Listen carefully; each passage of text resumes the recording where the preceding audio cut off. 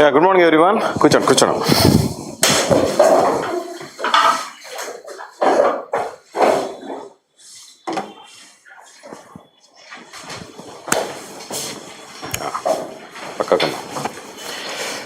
So,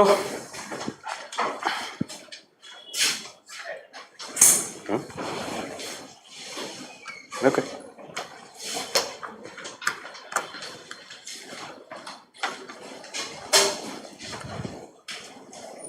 Okay. So, I am Srikanth Vinnakota, Director Analog IAS Academy. Audible? Yes, sir. Okay, very nice.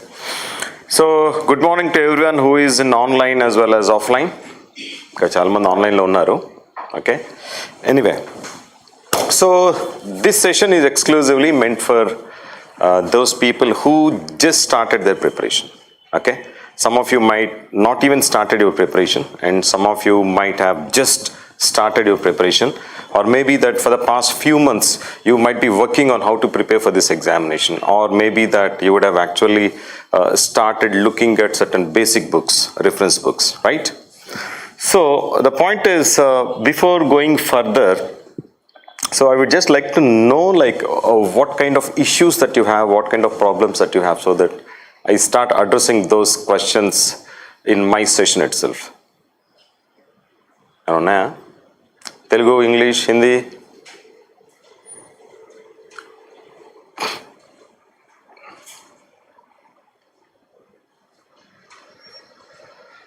Do you have any specific questions which I want, or maybe you want me to address today? Yeah. I have some issues regarding note making. Give me some tips. Tips of note making. So many videos are there, right? Yes, but I can connect to it. Uh-huh. Just give me a second. So some.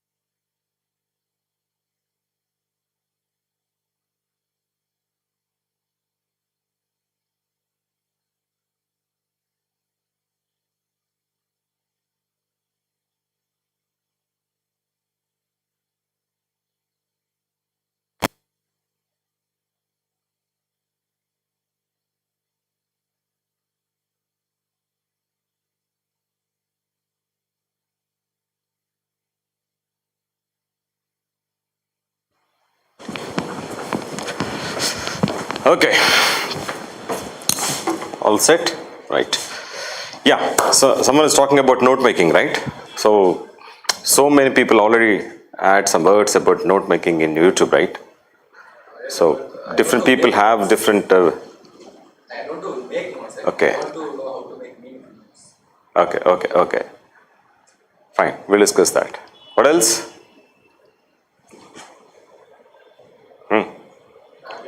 ఏం లేవా? Open mind. ఏది చెప్తే తింటావు. Okay, fine. Right then, that makes sense. So I will write it here. One is note making. Okay. Anything else?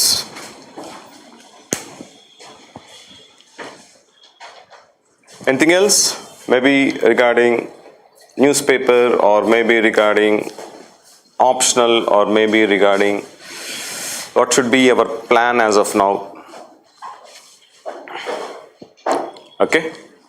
Maybe for next year if you want to prepare, or maybe someone preparing for 2024. So what kind of a strategy that you need to have, or someone who is preparing for 2025. then how you should go about it. Anything like this? ఏం లేదా? ఏమైనా ఉందా లేదా ఇట్లాంటివి? ఏం discuss చేయాలో వద్దు ఇవన్నీ? Answer writing. ఓకే, ఇది ఒక్క రోజులో వచ్చేది కాదమ్మా.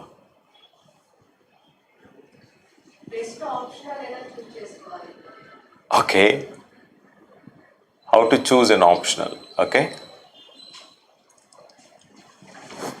ఇంకా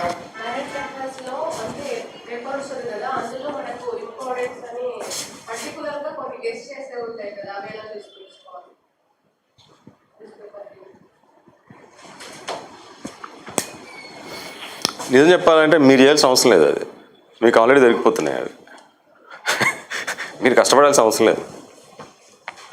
డైలీ బేసిస్ మార్నింగ్ 6-7 కల్లా you'll get a note on that. So these are the things that you have to read. And another 1 or 2 hours you'll get snippets as well, summary of all those articles as well. మీరు చేసేదే ఉంది కదా, కానీ మీరు చేసేది చాలా ఉంది అక్కడ కూడా. Okay, we'll discuss that. Though ready-made materials are available, but what is that which is very important?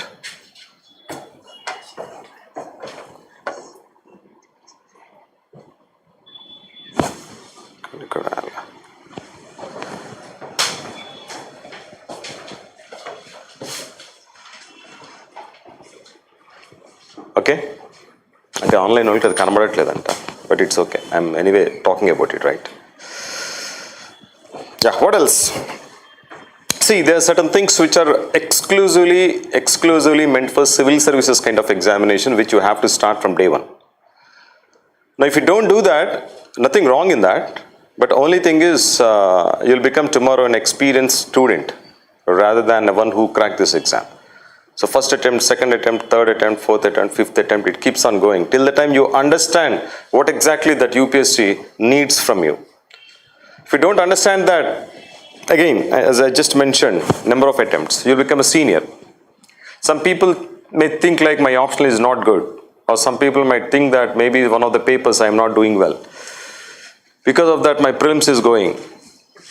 Whatever it might be, but the problem is, if you don't understand what is that UPSC is expecting from you, if you don't read any content or material or study material or newspaper according to the way UPSC is expecting you to understand, then whatever the kind of hard work that you are doing throughout these years is useless.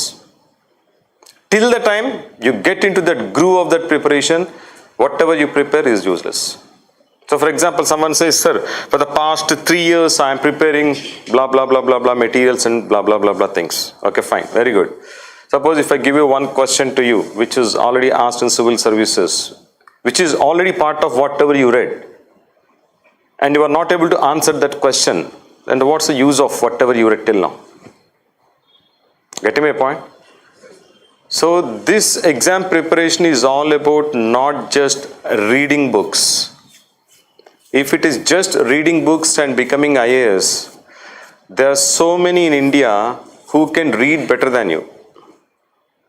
Not just hundreds, thousands of people are there who can really do better than you, who can read better than you, who can do better hard work than you can do. But still, you have to cross all these guys and then crack this exam. How is this possible? How is this possible? That's what this session is meant for. Okay? That's what this session is meant for. Before going further, let me just look into this one. Maybe I'll just play a small video of Maharati. Let me see whether we'll be able to play it here or not. It's a small one.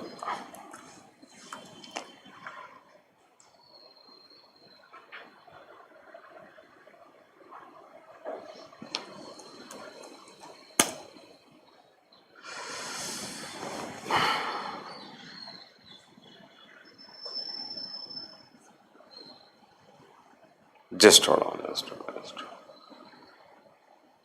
కానీ syllabus పూర్తిగా తెలియదు. Previous question papers ఎక్కడ చూసినా కానీ ఏం అర్థం కాదు. Syllabus పరంగా చూసినా కానీ అందులోకి నాటి కాన్సెప్ట్స్ అడుగుతారు కూడా తెలియదు. అలాంటప్పుడు స్ట్రాటజీ యాక్చువల్లీ ఏమి తెలియకపోవడం ఒక బ్లెస్సింగ్. ఎందుకంటే మీ మైండ్ ఇంకా పొల్యూట్ అవ్వలేదు అన్నెసరీ ఇన్ఫర్మేషన్తో. So blank stage is a nice stage. Audible? So మనం first syllabus previous years questions అందరూ గ్రాడ్యుయేట్ అయిన వాళ్ళే కదా మోస్ట్లీ చదువు స్టార్ట్ చేస్తారు. కొంచెం బేసిక్ కామన్ సెన్స్ ఉంటే లేదు కదా. సో ఒక సిలబస్ టాపిక్ పట్టుకొని ఏంటిది అని తెలుసుకోవడానికి ప్రయత్నించాలి. కానీ ఎంతవరకు తెలుసుకోవాలనేది మీకు ప్రీవియస్ క్వశ్చన్స్ తెలుస్తుంది, ఎంత డెప్త్లో ఉంటుంది. And second thing, topper copies ఉంటాయి, టాపర్ వీడియోస్ ఉంటాయి. ఊరికే అవి చూస్తూ పోకుండా ఒక 10 చూసి పైన ఒక కామన్ డినామినేటర్ ఏంటిది, ఏముంది వీళ్ళందరిలో కామన్గా మేజర్ అది క్యాచ్ చేయకుంటే 100 వీడియోస్ చూసినా లేదు. కానీ మీరు ఒక 10 వీడియోస్ చూసినా immediately understand this people are doing something common. అది ఆన్సర్ రైటింగ్ కావచ్చు, లేదా కీపింగ్ ద సోర్సెస్ లిమిటెడ్ అవ్వచ్చు, మంచి ఒకటే ఎల్లో షీట్ నోట్స్ అయి ఉండొచ్చు పర్ టాపిక్, లేదా యూట్యూబ్ వీడియోస్ ద్వారా మిగతా తెలియజేయని apps what is that. Like అది చాలా ఇండివిజువల్ ఎఫర్ట్ ఉండాలి. ఒకరు ఇట్లా వచ్చి ఫార్ములా అయితే ఇవ్వలేదు, no formula, no definitely no. So మంచిగా like believing yourself you find strategy. అంటే ఇక్కడ ఎంత ఎక్స్ట్రా ఇన్ఫర్మేషన్ ఉంటుంది మార్కెట్లో అంటే మీకు ఏమైనా అర్థమైనా you question your self, is this really the right way to do అని అట్లా క్వశ్చన్ చేసుకోకుండా believing your self. UPSC is very వాళ్ళకి వాళ్ళు చాలా సింపుల్గా ఇచ్చారు. ఇంకో ప్రీవియస్ క్వశ్చన్స్ ఎందుకు సిలబస్ అని మా కళ్ళలో ఉంటాయి కానీ మనమే సరిగ్గా గుర్తించాలి. నేను కూడా ఇది చేశాను ఫస్ట్ 3 అటెంప్ట్స్, అందుకే చెప్తున్నాను ఇంత కాన్ఫిడెంట్గా ఇది చేస్తామని. అవన్నీ చేయకుండా ఈ రెండింటిని గైడింగ్ లైన్స్ లాగా పట్టుకొని ఈ topper strategies videos whatever మీ ఇష్టం వచ్చినాయని చూడండి. బట్ కామన్ డినామినేటర్ కోసం ఏంటి, what is the doing in common అనేది క్యాచ్ చేయండి. అండర్స్టాండ్ ది ఎగ్జామ్, మంచిగా పల్స్ క్యాచ్ చేస్తూ ఒకసారి ఎగ్జామ్ని మీరు మళ్ళీ మళ్ళీ క్లియర్ చేస్తుంటారు. కొందరు మళ్ళీ క్లియర్ చేస్తుంటారు. దట్స్ బికాస్ వాళ్ళు ఆ పల్స్ పట్టుకున్నారు. సో ఇంకా ఎన్నిసార్లు పెట్టినా రాసిస్తారు. కాబట్టి ఇవన్నీ కూడా స్మార్ట్గా చదవటం కాదు. ఈ exam is not about knowledge, not about చదవటం. గూగుల్ ఉంది యూపీఎస్సీ నాలెడ్జ్ కావాలి. It's demanding something else. It's demanding analytical persons. It's demanding people who can make a strategy, make a game plan and follow through it.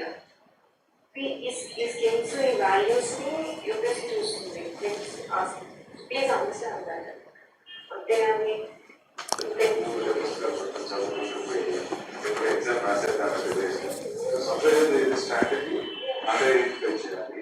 Maybe you will get the strategy by practicing revisions అనుకుంటూ మాట్లాడుతున్నారు. ఆ ఎగ్జామ్లోకి వెళ్ళి ఏం చేయాలో మీకు మొత్తం clarity ఉండాలి. మెయిన్స్లో అక్కడికి వెళ్ళి ఏం రాయాలనేది కాదు, అక్కడ ఏం రాస్తున్నామో మేము ఆల్రెడీ అంత ప్రాక్టీస్ చేస్తాము. అక్కడ అవుట్ పైలట్ మోడ్ మన హ్యాండ్స్లో ఉంటుంది. లాజికల్గా ఇప్పుడు మనకి 3 hours ఎగ్జామ్ 180 minutesలో ఆ క్వశ్చన్స్ పరంగా చూసుకుంటే ఒక 10 ఏమో 150 వర్డ్స్, ఇంకొక 10 ఏమో 250 వర్డ్స్, మొత్తం కదా 4000 వర్డ్స్ ఇచ్చేది impossible to right in 3 hours. కానీ హౌ కెన్ వి రైట్ అంత ప్రాక్టీస్ ఉండాలి. నో ప్రాక్టీస్ ఉంటే ఎలా వాళ్ళు ఏమైనా క్వశ్చన్ ఇవ్వాలి, అది సెకండరీ. మనకు వచ్చు what we learn through practices, మనకు వచ్చిన నాలెడ్జ్ ని వాళ్ళు అడిగిన క్వశ్చన్ కి క్యూరేట్ చేసి ఎలా రాయాలి. This is the skill. Just రాస్తే sir Fine. This is a small video. Now, what you can easily understand from this, we have some other videos like this. So many videos which we already kept in our YouTube channel. You can see them, small snippets, or based on small specifics of this preparation. Okay, for prelims, what exactly that you need to do, what kind of a strategy that you need to have. or for mains, what kind of a strategy that you need to have, and what are the tests that you have to write. So many tests would be there. How many tests that we have to write? For prelims, how many we have to write? For mains, how many you have to write? So like this, we have so many specific videos of different rankers which you can actually see in YouTube. But anyway, what exactly the point that she is trying to tell is that this exam is not about reading books. Okay, this is not that just I am saying, the ranker is saying that. Okay, this exam is not just about reading books. You should always try to understand while reading books, while trying to learn any concepts. At the time of learning itself, you need to understand what is that UPSC is expecting from us in this learning itself.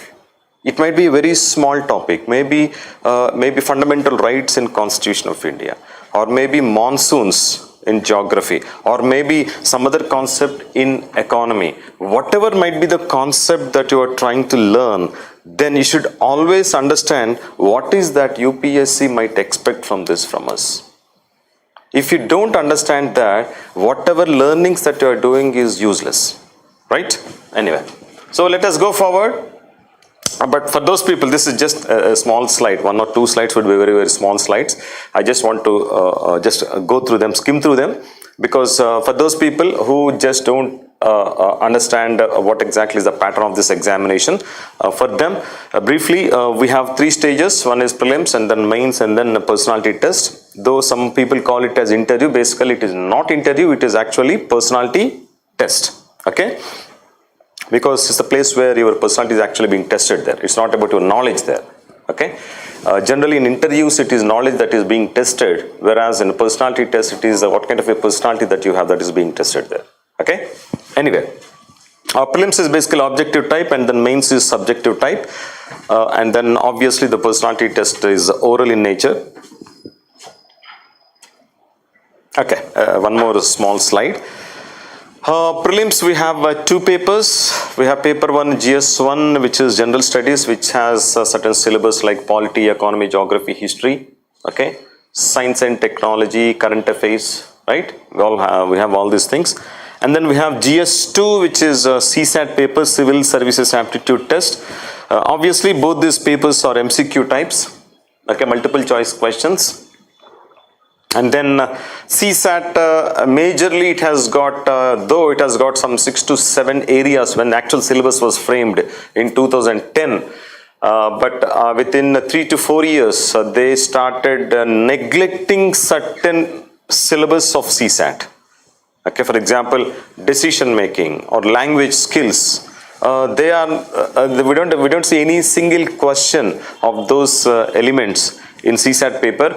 Majorly CSAT paper these days is all about 3 things. 1 is English reading comprehension, 2 arithmetic, 3 reasoning. That's it. Okay. So rest of other areas these days they are not giving. It doesn't mean that you cannot expect questions from those other areas. Right. Anyway, almost if you see, assuming that there are some 10 to 11 lakhs people who apply for this examination, those people who write prelims would be somewhere around 4.5 lakh. Okay, and those people who qualify prelims and then write mains examination, they will be in the ratio of 1:12 to 1:13. Suppose, assuming that on an average you have 1000 posts, if you have 1000 posts, okay, so prelims, those people who qualify prelims would be the ratio of 1:12 to 1:13. That means 12,000 to 13,000 people will be writing mains exam. Okay, 12,000 to 13,000 people will be writing mains exam from 10 to 11 lakhs people who applied, or from 4 to 5 lakh people who have actually written prelims examination. Okay, that's how it would be. From these people who have written their mains examination, in fact, if you see mains examination, we have actually 9 papers, of which there are 2 papers which are language papers. Both of them are qualifying in nature. One paper is definitely, it has to be English language paper. The other one would be another language which is mentioned in official gazette of India. Okay, there will be certain languages, local languages like Telugu, Hindi, and then Marathi or Kannada or Tamil or Malayalam or Odia, whatever. Okay, so we have certain list of languages. You have to choose any one of the language, and you have to get qualified in these two papers. Minimum qualification is sufficient enough. You don't need to excel in that. Got it?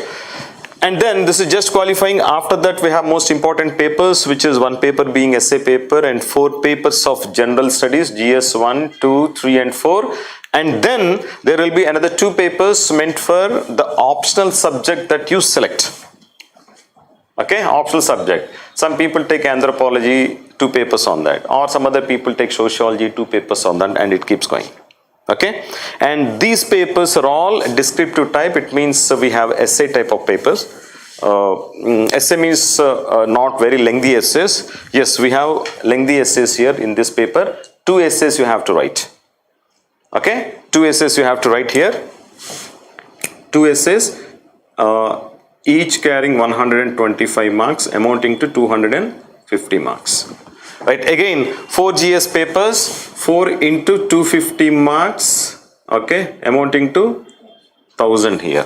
Each optional paper again is 250 marks, 2 papers into 250 amounting to 500. So all together, I just mentioned these 2 papers, though we have 9 papers, the first 2 papers are language papers which are only qualifying in nature, okay. So the marks from here, these 3 sets, 1 essay and then 4 GS papers and then 2 optional papers, it amounts to 1750 marks, all descriptive type. Okay. Now when it comes to here, there are 2 questions, right? Here we have 4 papers. If you look at this 4 papers also, each of the paper, if you consider GS 1 or 2 or 3 or 4, if you consider, you'll have 20 questions, 10 questions of 10 markers and another 10 questions of 15 markers would be there. We'll see some of those questions as we keep on moving forward. I will show you some previous year questions already asked in civil services mains examination. Okay, some of them would be 10 markers, some of them would be 15 markers. Okay, so this amounts to 100 marks here, this amounts to 150 marks, altogether it would be 250, right? So like this we are going to have 4 such papers, and this 10 markers would be, you have to write in 150 words, and 15 markers you have to write within 250 words. Okay, that's what, if you look at that video also, what I was mentioning was, there are 10 markers and 10 15 markers. Each 10 marker you have to write in 150 words. So 10 into 150 would be 1500.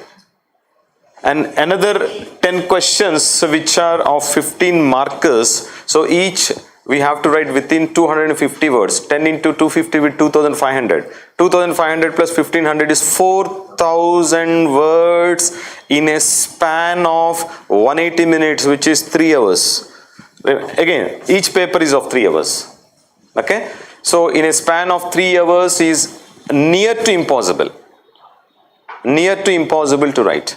Okay, that too for the kind of questions that UPSC asks, you have to think and then write there, which is very difficult. That's what she was also telling. You don't have time to think there. You don't have time to think there in the examination hall. Whatever the given question, you should be already knowing that question. That's how your preparation has to be. That means any given concept that you read, you should, at the instant itself, you should know that what is that UPSC is going to expect from you out of this concept. What kind of a question can be asked by UPSC on this concept? If a given question you are able to assume that UPSC is going to ask this kind of a question, then what kind of answer that you have to write? What are all those points that you have to put it on your answer paper? So all these things you have to have some kind of idea while reading itself. That is more important.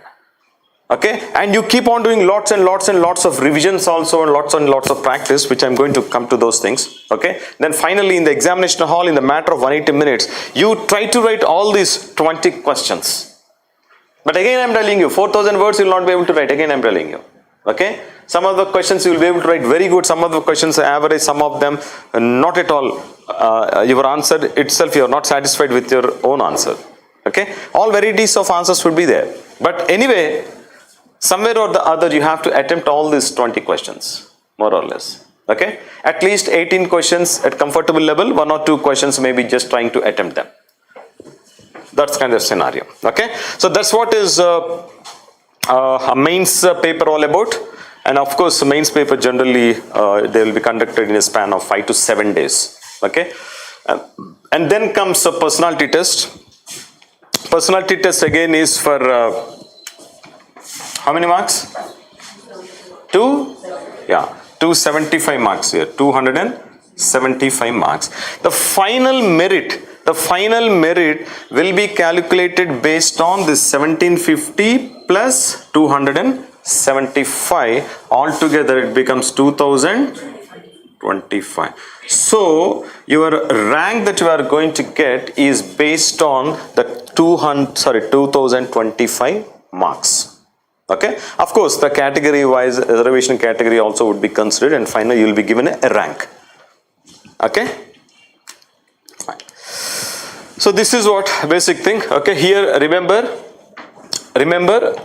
here this is not, though we mention it as interview for easy to understand way of talking to students, but this is not an interview. This is basically a personality test. And remember, the personality is not just what you are today. I'm not talking about the personality of today. I'm talking about the personality that you are going to mold yourself from now onwards over a period of time in this journey of preparation.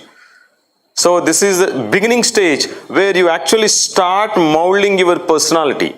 So don't ever think that, yeah, personality test is somewhere in the end, let me not prepare for this. No.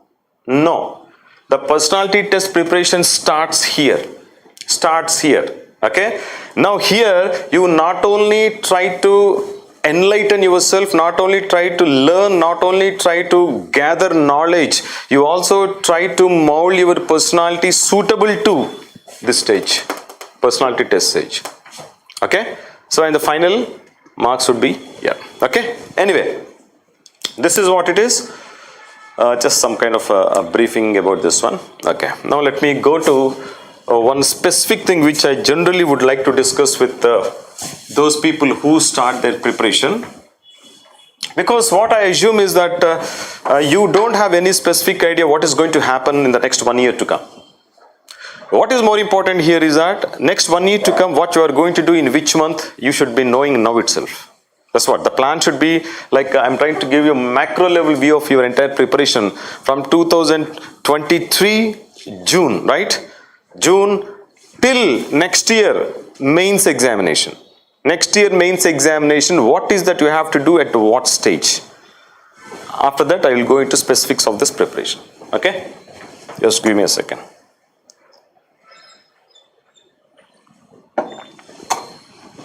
Okay, so this is something which you should be knowing. Everyone should be knowing this one. Suppose we are in 2023 only right now. Okay, now assuming that you are going to write your examination is 2024, there might be some of you guys who wanted to write maybe 2025. It's okay, but first listen to this one. A similar kind of an approach you can have it even for 2025 as well. Okay, fine. Now we are in the month of June, right? Okay, June, July, August, September, October, November and December. Okay, and then we have May here. Next year 2024, May 26th you are going to write your prelims exam, correct? And then June, July, August, September here, somewhere September here. September you are going to write your mains examination, right? And then you have maybe 2025, if you look into that, maybe in the month of February you might get results of this mains exam, and then March and April you might be having a personality test, and then maybe end of April or in May, depending upon the case, you will get final results. Okay, this year we got in the month of May, but generally this year it got delayed. The result got delayed because the reason that the interviews themselves got extended because number of boards in UPSC were very much minimal, that is 5. Generally it would be 8 to 9 boards would be there. If more number of boards are there, more number of students can be interviewed on daily basis so that we can conclude all the interviews in a very short span of time, which could not happen this year because of the number of UPSC members were only 5. Okay, whatever, forget about that. Right. So this is what we have, right? Now, look at this one. If your name has to be in this list, okay, I'm not talking from here, I'm talking from here right now. I'm coming from backwards, okay? If your name has to be in this list, the final results list, right? You need to have best marks in mains as well as in your interview together, okay? Now when it comes to personality test, you are going to mold your personality from here till here, and final in mock interviews we try to streamline your personality in a more presentable way, and also certain kind of opinions that you have, we ask you to modify those opinions based on, yes, tomorrow you have to become an IAS officer, what way IAS officer would think in certain issues, okay? So that is something which we try to streamline. We cannot completely mold you in a different personality. That is not possible for us. Okay? In mock interviews, what we try to do, we try to streamline your personality rather than completely remolding you. That is not possible. The remolding happens if at all you want to remold yourself. This is the time. This is the time. This is the time you have to mold yourself. Okay? But at this level, when you come to us for mock interviews, we try to streamline you. That's it. In a more presentable way and a more authentic way. Okay, but whatever. Now, if you have to have your name in this list, then majority of your preparation would have already been completed. The personality test is just the molding that we are going to do. But more importantly, this is the stage where you have to have one of the highest scores in India. This is the place. This is something which is completely in your hands. Here is the place, there are certain uncertainties that depends upon the board also in some cases. In some instances, the board might not be so cordial enough. In some cases, the board might be very much cordial also. We don't know.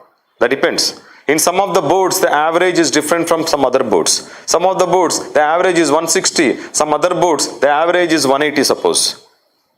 So already 10 to 20 marks you would have already lost in interview. There is some kind of uncertainty when it comes to personality test. It is possible because finally it is human beings who are doing this job, right? Therefore, there might be certain uncertainties in personality test. You might be expecting 210 marks, but you might got only 170 marks. You could not say. You could not say anything. You can't even challenge UPSC also in this case. Okay? So, there are certain uncertainties here, but what is in your hands? Mains marks are completely in your hands. It is you who can control mains marks. Completely under your control. Which you can score the maximum possible based on proper strategic planning and preparation.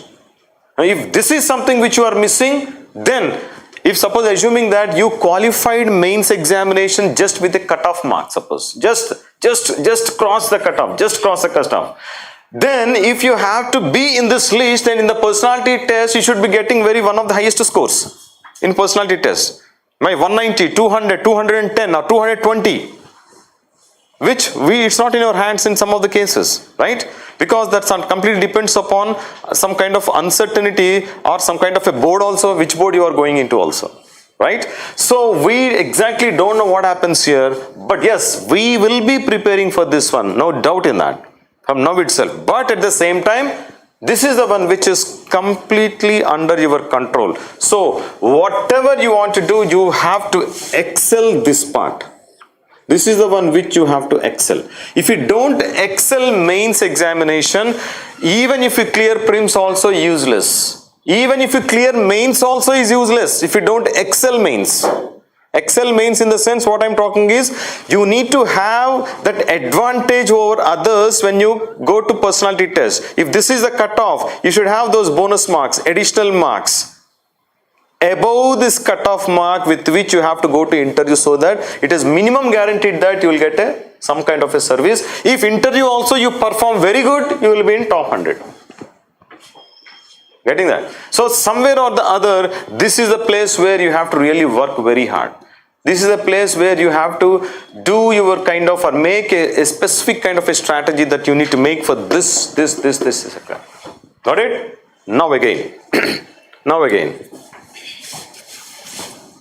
In order to score very high in mains exam, okay, in order to score very high in mains examination, the time between prelims and mains is very important, obviously, okay. So almost May is gone here, June, July, August and September.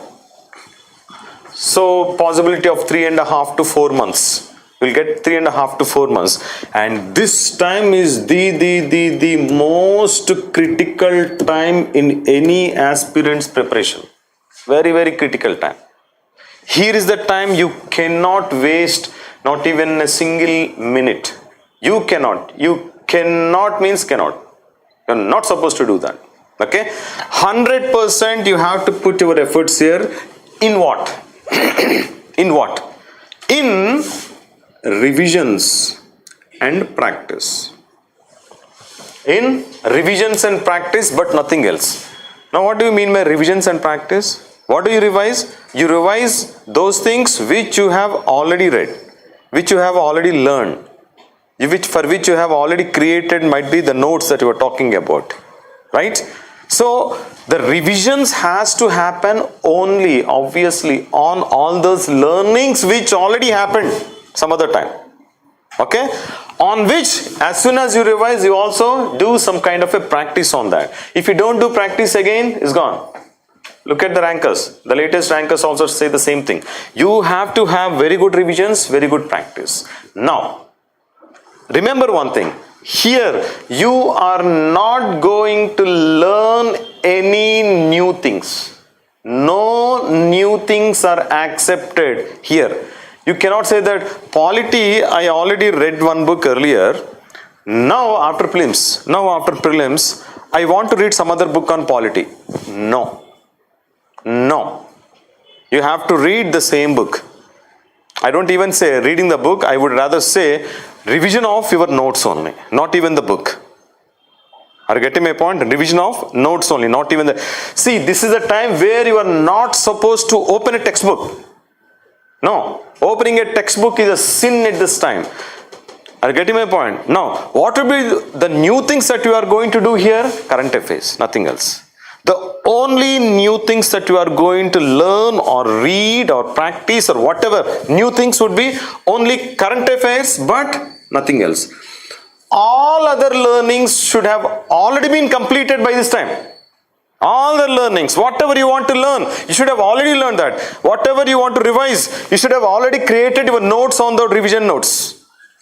The revision notes also would have been already completed by that time. Your learnings are completed. Your reference books are completed. Your study materials completed. Your class notes completed. You want to listen to any of the videos completed. Everything completed. And you have already revision notes with you. That revision notes is something which you are going to revise here. Along with practice. What kind of a practice? That is something which is a different phenomena that depends upon an individual. But the only new things that you are going to read at this moment or in this time frame would be only current affairs. Nothing else. Nothing else. If you read any new book or any new material you are trying to read at this level, you already lost the game. We don't need to mention anything. Okay, you already lost the game. Getting my point? Now the point is, if this period is exclusively meant for revisions of whatever we already learned. Now, let us come to prelims exam. Jan, February, March, April and then May. Okay? Now look at this prelims. Especially for first timers. those people who you started preparing for the first time for prelims examination. People like you. Okay? People like you. Minimum time frame that you have to spend. Minimum time frame that you have to spend for exclusive prelims preparation would be 3 months. I'm including May also because May ending is the exam. Minimum 3 months you have to spend on exclusive prelims preparation. Exclusive prelims. In this time frame, you are not going to think of mains. Forget about mains examination. Any exclusive syllabus of mains examination, you don't even think of it. Forget about collecting material, all the stuff. Okay, that is already on. Okay. Now, what you are going to do in this 3 months time frame for prelims? What you are going to do is, it's simple again. In order to crack this prelims examination, you need to spend minimum exclusive time on prelims. At this time, again, you cannot read new things. This should be meant for revisions and practice. The only new things would be current affairs, but nothing else. Because it's again more practice from prelims point of view, better would be your performance in the prelims examination. Now if you see the latest question paper also, I don't know how many of you have seen the latest question paper of prelims. Anyone observed that paper? What happened there? Whatever the last few years of trend, people started creating some elimination techniques. All those techniques are eliminated now. Right? So many people, it was a surprising element in the examination hall that unpredictable, UPSC, right? Unpredictable exam. So when they are going to change their way of asking questions, no one knows. And when people started giving so many techniques of cracking UPSC questions, then what do you think, UPSC will sit just like that or what? Okay? So UPSC is definitely going to see all these videos. I'm telling you. They have a separate research team on this. For your kind information, this is not the new phenomena that UPSC has done. This was there 2 decades back when I started my preparation. You know, at some point of time. You know why Vajiram was very popular? Even today also. My time also it was very popular. At least my time, you know, Vajiram and Ravi, Delhi. I was a student of Vajiram in 1999. Okay? I don't know how many of you born by that time, 99. Way back, okay, decades back. Now, at my point of time, if you need to get admission in Vajiram, you know, suppose tomorrow is the admission date, okay, morning 7 o'clock they open gates. We used to wait previous day night, we used to form a queue, all the students used to form a queue of 1 to 2 kilometers to just get admission in Vajiram. Generally, this scenario we used to have in US visa consulate. Okay, that used to be there in Vajiram earlier. Of course, today it's not there, it's a different story. Okay, now next day morning 7 o'clock when they open the gates, they just give you a token, they don't even collect cash. They tell you, you come by 2:15. You come by 2:15, I will give you admission. So by 2:15 you have to take this token and then go there, then down payment, not even installments, down payment you pay, then you'll get admission to one of the batches. Okay, why it was like that at that point of time for Vajiram? You know the reason? What? Ravindran sir, one person called Ravindran who runs this, Vajiram and Ravi is Ravindran actually. Okay, so that person, in fact a very smart person, he used to expect certain questions. Most of the times those questions used to appear in the exam. I don't know why, but they appeared in the exam. Even my batch also it appeared. Okay. Now it happened for 3, 4, 5, 6 years like that. So they started appearing. Now what happened one day, you know, very next year, after 5 years, whatever is taught in Vajiram, definitely the question given in UPSC are completely different from those ones. So not even a single question appeared from Vajiram. Why? For example, people prepare Vision ka 365 or 325. What is that? 360? 365. Okay. PT 365, right? Okay. So 365. What happened? The PT 365 is actually is completely very exhaustive one. Very, very, it covers tries to cover almost everything. Now people started preparing that PT 365 and one fine day what UPSC has done. None of the question came from PT 365. So UPSC ensured that not even a single question will be in that PT 365. Yes, sir. This year also we prepared that one, but Not even a single question appeared, right? That's how UPSC did that. UPSC has its own research team. So the point I'm trying to make here is that don't rely on a single source. Especially for these kind of things, PT 365, you read it, nothing wrong in it. Because it's trying to cover it. But don't just rely on that. You try to basically understand the concept first. If you look at the latest question paper, if you're not good at concepts, you're gone. You're gone if you're not good at concepts. No, none of the techniques of elimination will work now. So unless you're really good at concepts, you're really good at the clarity that you need to get for this concept, unless otherwise you have that, you cannot crack this prelims examination. even some of the questions are directly from NCERT. Directly from NCERTs. No, surprisingly, you know one thing. In May 21st, we conducted Astra 1 scholarship test.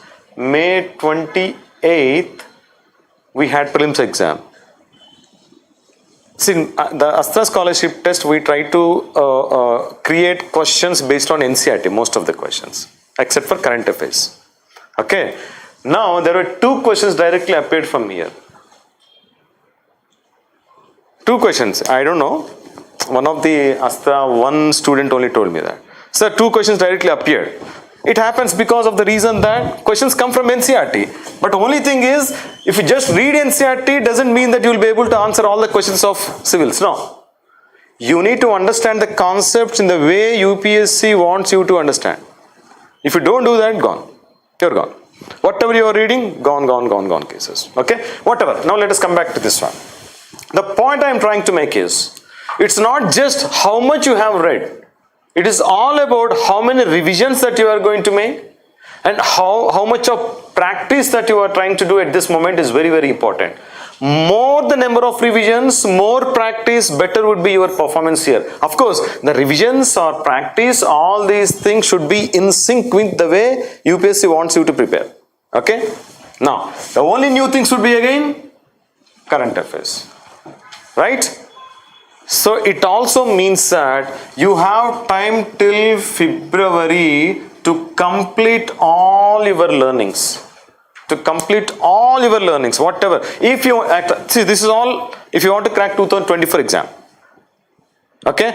If you want to crack 2024 examination, the first thing that you have to understand is that by end of February, at any cost, you have to complete your all learnings, whatever is the syllabus, GS, in prelims, general studies, mains, essay, all 4 papers of general studies and also optional 2 papers. So entire syllabus, whatever the learnings that you have to do, it has to be completed by end of February at any cost. Because after that you are not going to read any new book. 3 months, anyway you are not going to read any new things. And here also it is all about revisions and practice, no new things except for current affairs. Then it also means that what we have time is only till February. From June or maybe from July to December, another 2 months here. That's it. So how much time we have? 8 months, not even 10 months. Generally we talk about, right? We try to complete the course in a span of 10 months, even. We tell that, right? But you don't have that much time now. You don't have 10 months time. If you did 10 months, what happens? It goes to April. What will you do in the month of May? Nothing. Nothing can be done. You cannot do anything. You cannot clear prelims. Means again, from here you will start for 2025. Again the same story begins. So the major point that I am trying to make here is that it's not about where you start. It's all about try to plan from the end in such a way that now today you will come to know how much of time is available at your disposal. Are you getting my point? So the time availability is June is almost gone. What you have is July only now. Forget about June now. Forget about June, already gone. Okay? From July, you have time till only February 2024. That's it. Whatever you want to learn, whatever textbook or reference book or study material or coaching or any videos or anything, whatever you want to gather information or whatever you want, everything has to be completed by end of February. Then you can think of cracking 2024 exam. Getting my point? If that is not done, forget about it. For example, someone August, September, October. Okay. Someone who thought like, I'm not yet ready to start my preparation. So let me take 2-3 months of time. And then I will start serious preparation for civil service examination 2024. So they start in the month of September or October. Now what happens? Is it possible for them to crack this examination 2024? I'm talking about an average candidate, average or above average. I'm not talking about some geniuses who just read it and they understand everything. And they have very good writing skills also for mains. They have very good skills of cracking prelims. Already inbuilt there. I'm not talking about those guys. I'm assuming that every one of you is like me. Okay? Average and above average. Okay? Okay?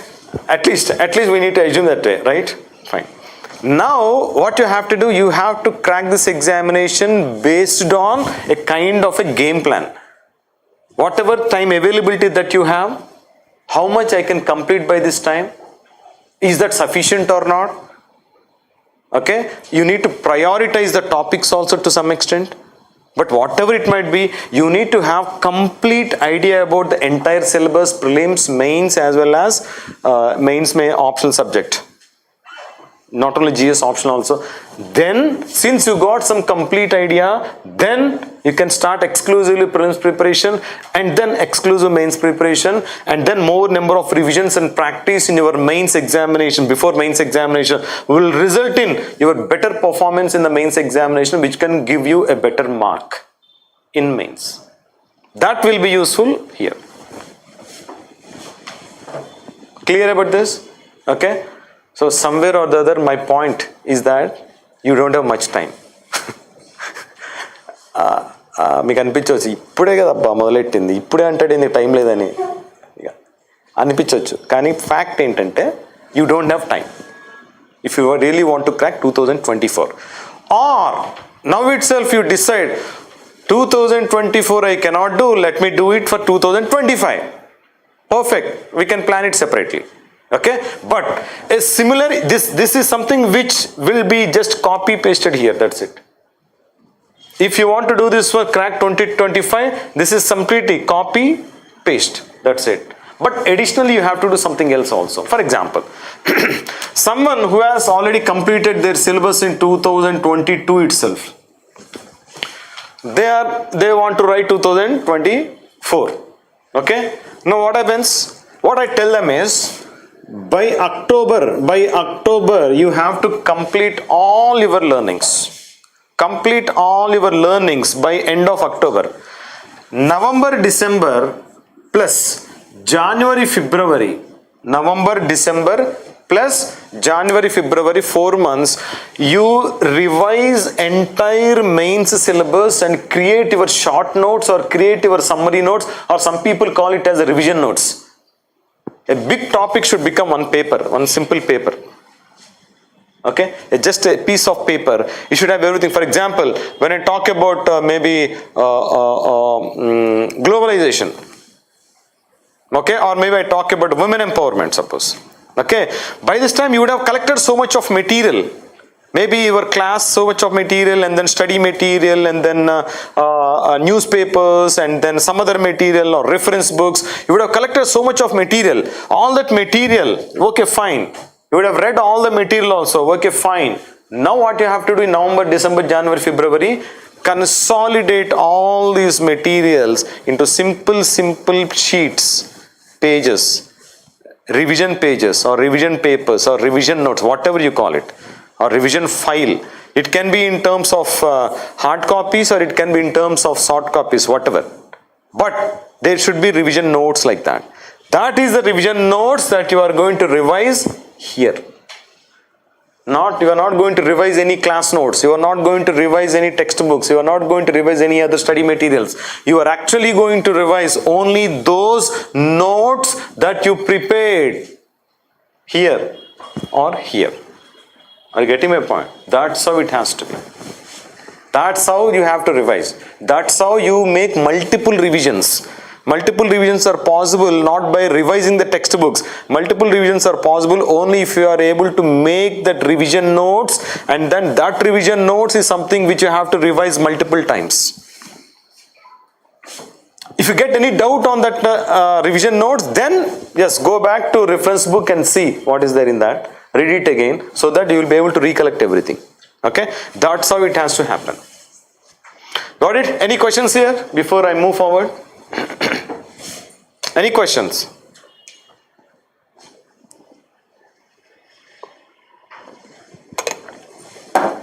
Sir, I have attended the Minister's class.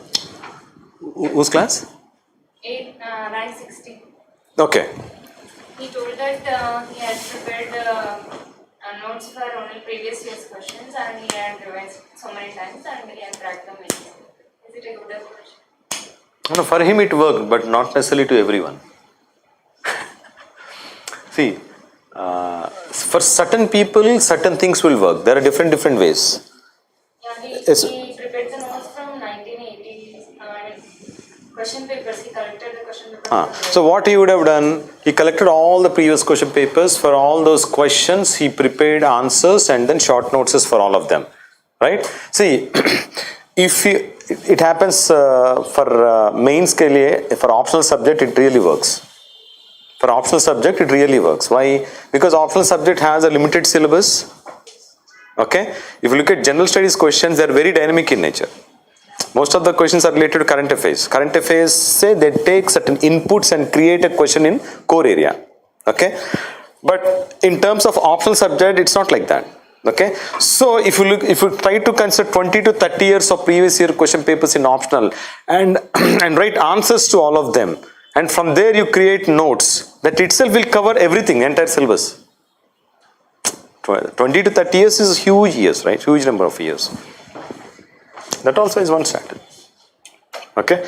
Now, suppose, in fact, you know one thing, we generally, certain years, we start batch in the month of January, February itself. You know why we start? So that people will complete their syllabus by end of October, so that November, December, January, February, they revise. And then, that means, even in this revision also, they are not going to read new things. When you completed one set of learning, it means that next time when you start reading, it's a revision. A revision, at least for the first time when you revise, you have to create your revision notes. My suggestion is, while reading itself, you start creating notes. Okay? That's more important. Anyway, let us go forward.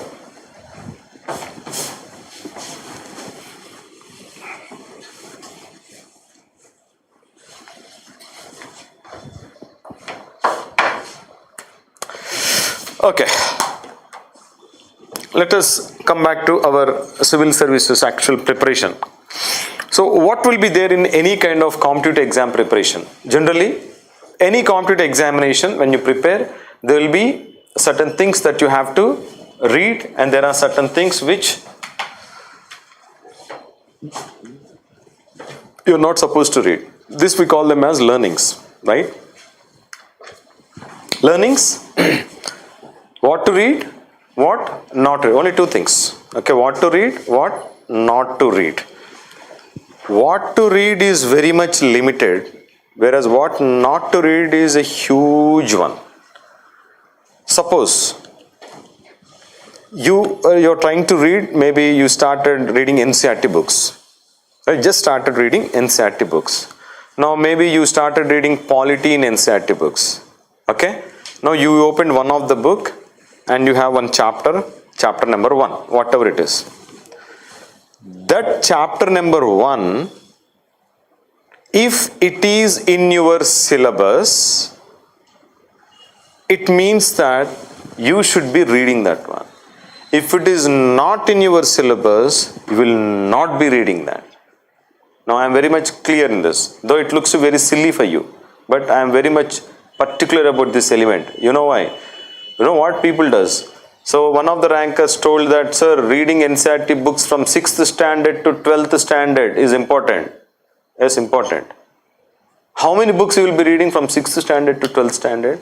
If you go to any of the bookstall, just ask them, I want NCERT books, I am preparing for civil services, I want NCERT books from 6th standard to 12th standard.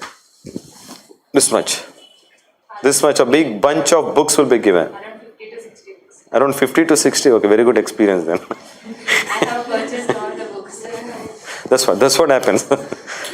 Because he want to sell the books, therefore he is going to give you all the package. As a package he will give some discount also. And now you come on, yes, I got books, let me start reading books. That's what generally most of the students does. Without even thinking that whether whatever I am reading is relevant to the syllabus of UPSC or not. See, when you read something, don't waste your time in just reading. No. Always read certain things which are important as part of your syllabus only. There are so many chapters in NCERT books which are irrelevant for our civil service preparation. So many books are also, whatever he gives, they are not at all useful. There are very, very few books of NCERTs which are useful. Very few books. And not this 50, 52. If you filter them out, maximum you will get 10 books. 10 NCERT books only. So the very first step, if you do that mistake of purchasing all the books and start reading. Someone said like 2 years back, one of the students came to, so one of the rankers told me that you need to formulate a schedule to read NCERT books exactly for 3 months. I will give you the schedule, you read in 3 months. After reading these 3 months, then you start thinking of preparing for civil services. So that student came to me after 3 months. Sir, I tried reading in 3 months, I could not complete it. Obviously. So I am not eligible or what? See, they say with certain context. Okay, what is the context? If you start reading all these 50 plus NCERT books, 3 months is not sufficient, obviously, na? And there are so many irrelevant things that you are trying to read, which he did not tell you to read. What you have done, you just went to the bookseller and then asked him. Bookseller is, in fact, is guiding you, misguiding you rather. Okay, this is what happens. So if you just keep on going to bookseller and ask like, give me this one, give me that one, he'll give so many other things. He gives so many options also. Okay, this is good for this aspect, this is good for this other element, this is good for this one. That ranker followed this book, therefore you also follow this book. He's selling you everything. And this is what happens in any of the bookstalls. That is quite natural phenomena, right? But you people are smart enough to understand that that is not the way to prepare for this exam. When you actually start preparing for this examination, the first and foremost thing that should be in your hands is this one. That's the reason why when someone comes to us, first we give that information booklet. You have in that kit, the information booklet. Why we give that? It's not just we want you to be aware of what is there in the syllabus. No. When you start your preparation, the very first book that you are going to open to read or first lecture that you are going to listen to, even the lectures I am talking, every class, if it is relevant to your examination, if it is part of your syllabus, then only you have to read or then only you have to attend that class or else no. Because this is such a vast thing, you cannot swim this one. You cannot swim this part. You can swim this one, but you cannot swim this one. Are you getting my point? You will be drowned here and you will be lost, which is useless exercise which you are really wasting your time. Okay, and more than 90% of the students, aspirants stay here, not here. So day one when you start your preparation, please ensure that you have your syllabus with you. Whatever you attend any class, suppose teacher started Indian polity classes. Whatever he is teaching, if it is part of your syllabus, you can listen to the class. If it is not part of the syllabus, get out of the class. Walk out. Teachers should feel like, no, these students are very strict. These students are very strict rather than teacher is strict. Really, I'm trying, don't waste your time. That's what my intention of telling you all this. It looks very silly, right? What to read, what not to read. Everyone knows that it is there in syllabus, whether someone has to tell or what. But yes, it has to be told in the very first day. Okay? Because I do understand, since I also prepared for this examination for so many years, I'm in this civil services preparation right from 92. At least you people are starting now, right? After completing your graduation. I have chosen my graduation as engineering only to become IAS. 92, when I completed my plus 2 level, my father wanted me to become IAS officer. So I asked him how to do that. So one day he came, he is a lecturer basically. So from his library he brought some 4 or 5, there used to one magazine called as CSR. CSR means Competition Success Review. I don't know how many of you know about this right now. It's still there. Okay. That was the only magazine we used to have for any kind of competitive examination at that point of time. Today we have plenty of magazines, but at that point of time it was only one magazine, CSR, Competition Success Review. Now what happened in that was they used to give some 3 or 4 rankers interviews in the every monthly magazine. So I have 4 or 5, okay, and then I collected all the information, all the rankers. You know what I observed in 2 days? Right? I compiled all the things, okay, and finally found out that 1992 year, top 20, 18 were engineers, 1 MBBS doctor, 1 from humanities. I'm talking of 1992. I completed my intermediate in 1992. Okay. Now I told my father, Nana chudide. ఈ list చూడు ఒకసారి, నువ్వు engineering అయితే engineering వాళ్ళు ఎక్కువ ఉన్నారు, అవునా, అయితే నువ్వు కూడా ఇంజనీర్ అన్నాడు అంతే. వేరే ఇంకా there is no second thought, because the final destination for me was to become IAS. What is the second thought? My father initially thought like I should do CEC in intermediate, because he is a commerce lecturer. CEC, BCom, and then MCom, and then CA, and then civil services. Because he decided my path. Then I have shown him this is what. Intermediate I said like I cannot do CEC, I want maths only, so I have taken MPC. He said like after MPC you go for BCom then. Now I have shown this is what it is. Now you tell me what I have to do. Engineering. Next 1 year long term coaching for MSET. Then we used to have MSET, today also we have it. MSET, and then went to engineering. Just to become IAS, nothing else. Getting my point? That was the scenario, right? Ali context ఎందుకు వచ్చింది? కాదు దాని తర్వాత ఏదో చెప్తున్నా నేను, because the context has become important. సడన్గా skip అయ్యి వెళ్ళిపోయాను, బికాస్ ఎందుకంటే when I go to my story generally I will be lost. Anyway, let us come back. Now, okay, the point is again, I asked my father to give me NCERT books. 4 years he did not give me NCERT books. Okay, because he was lost in his own world, therefore he could not give me 4 years of NCERT. After completing my engineering, I thought like I should prepare for this examination. Then I started purchasing NCERT books. Okay, one day I took my father, Nanna, నాకు NCERT books కావాలి, నాకు ఎంటెక్లో stipend వచ్చింది, ఈ stipend అంటే మా father దగ్గర డబ్బులు లేవు అప్పుడు, వేరే విషయం. సో నాకు స్టైపెండ్ వచ్చింది, స్టైపెండ్ తీసుకొని డబ్బు కొని అన్న. So he took me to Koti. He ask like give NCERT books suitable for civil services. ఇట్లా ఇచ్చాడు, మొత్తం తీసుకొని ఇట్లా పెట్టాను. I started reading polity and then economy and then geography. Geography I felt very interesting. So I started reading more of geography. But later on I have seen certain materials in market. Polity, very simple book. It's almost some 60 pages only, but everything is there in that. In the market is available. I've taken that book from one of my friends. I've taken Xerox copy of that. Each side 50 paisa. 60 pages. Done. polity is done. To be frank, polity is done. Okay, economy in similar lines. Geography NCERT was more than sufficient at that my point of time for general studies.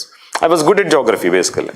Anyway, so the point I'm trying to tell you is that though I purchased so many books, wasted so many books, but the amount of time I spent on reading unnecessary things was so much that most of the time was lost in this one. But actually what to read is limited. I just told you, right? A small book on polity, I was able to complete my entire polity.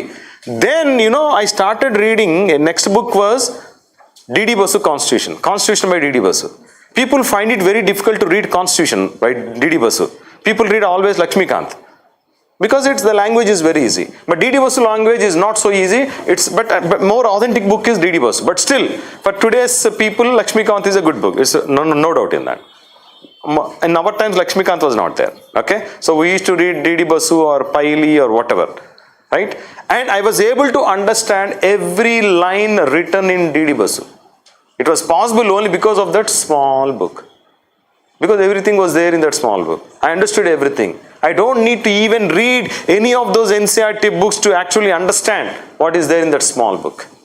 That means there's so much of material available outside which can really replace some of or most of the NCERT books. But some of the NCERT books is mandatory to read. Okay, for example, geography books or maybe 11th class economy book. Okay, for example, polity, you don't require to read all those 6 to 12 standard polity books. We have only one book that is good enough in plus 12. Okay, that's good enough. You don't need to read rest of the books. So don't waste your time on this one. Always utilize your time to the maximum extent possible on. Got it? Okay. Next point comes how to read it. Okay. Again, why we need to talk about this one? The only reason is now you are given NCERT books. For example, NCERT books, we got certain previous questions also, right? Now you read NCERT books. I give you a question given in civil services. You are not able to answer it. Why you are not able to answer? You read it. You read what is relevant only, which is part of the syllabus, and UPSC has given a question from that, but you are not able to answer because you don't know how to read it. How do you know how to read it? You need to refer to previous year question papers.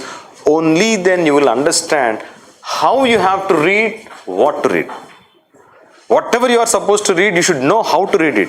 How do you know that? Refer to previous question papers. For example, maybe monsoons, suppose. Monsoons, seasonal monsoons. Okay. Right now we are in monsoon season, right? Therefore, I'm just talking about it. Okay. Monsoon, suppose. You read in NCERT monsoons chapter. Very good. Previous questions. If you refer to monsoons chapter, previous questions given in UPSC prelims or mains, whatever. Then you will understand how a question is being asked in UPSC. For prelims, how a question is asked. For mains, how a question is asked. How a question is framed by UPSC. In prelims or in mains. Based on how it is framed, you can understand like, this is what UPSC is expecting. When reading that also, you should read in the way UPSC is asking questions. It's not, I know what to read, therefore let me keep on reading, useless. Unless you know this one, which is inevitably available here in previous year question papers. No, I don't say that keep on referring to previous year question papers for each and everything. No. Every day you have to spend some time, minimum some time on analyzing previous year question papers. Only then you will be in tune with the way UPSC is expecting you to be.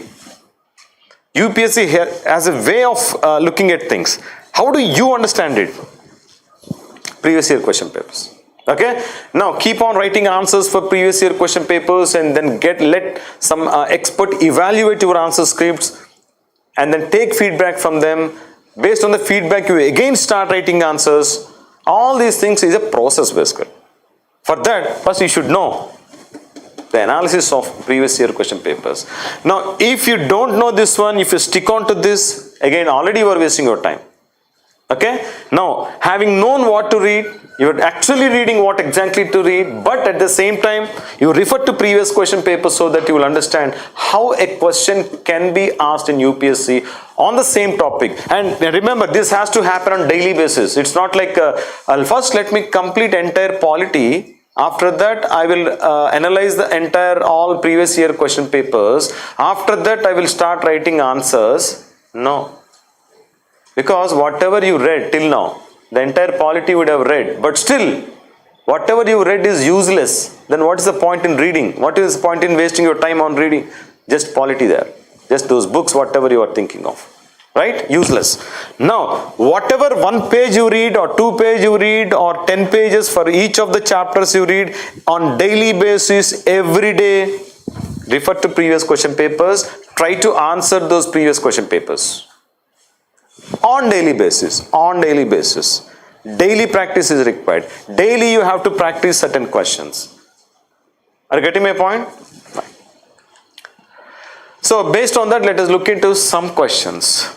These are all previous questions. Okay, I did not frame any of these questions. UPSC has framed all these questions. I just wanted you people to know this is how UPSC frames those questions. There are different ways that you can analyze these questions. But I don't want to answer these questions now. I just want to let you people know that this is how a question is being asked in UPSC.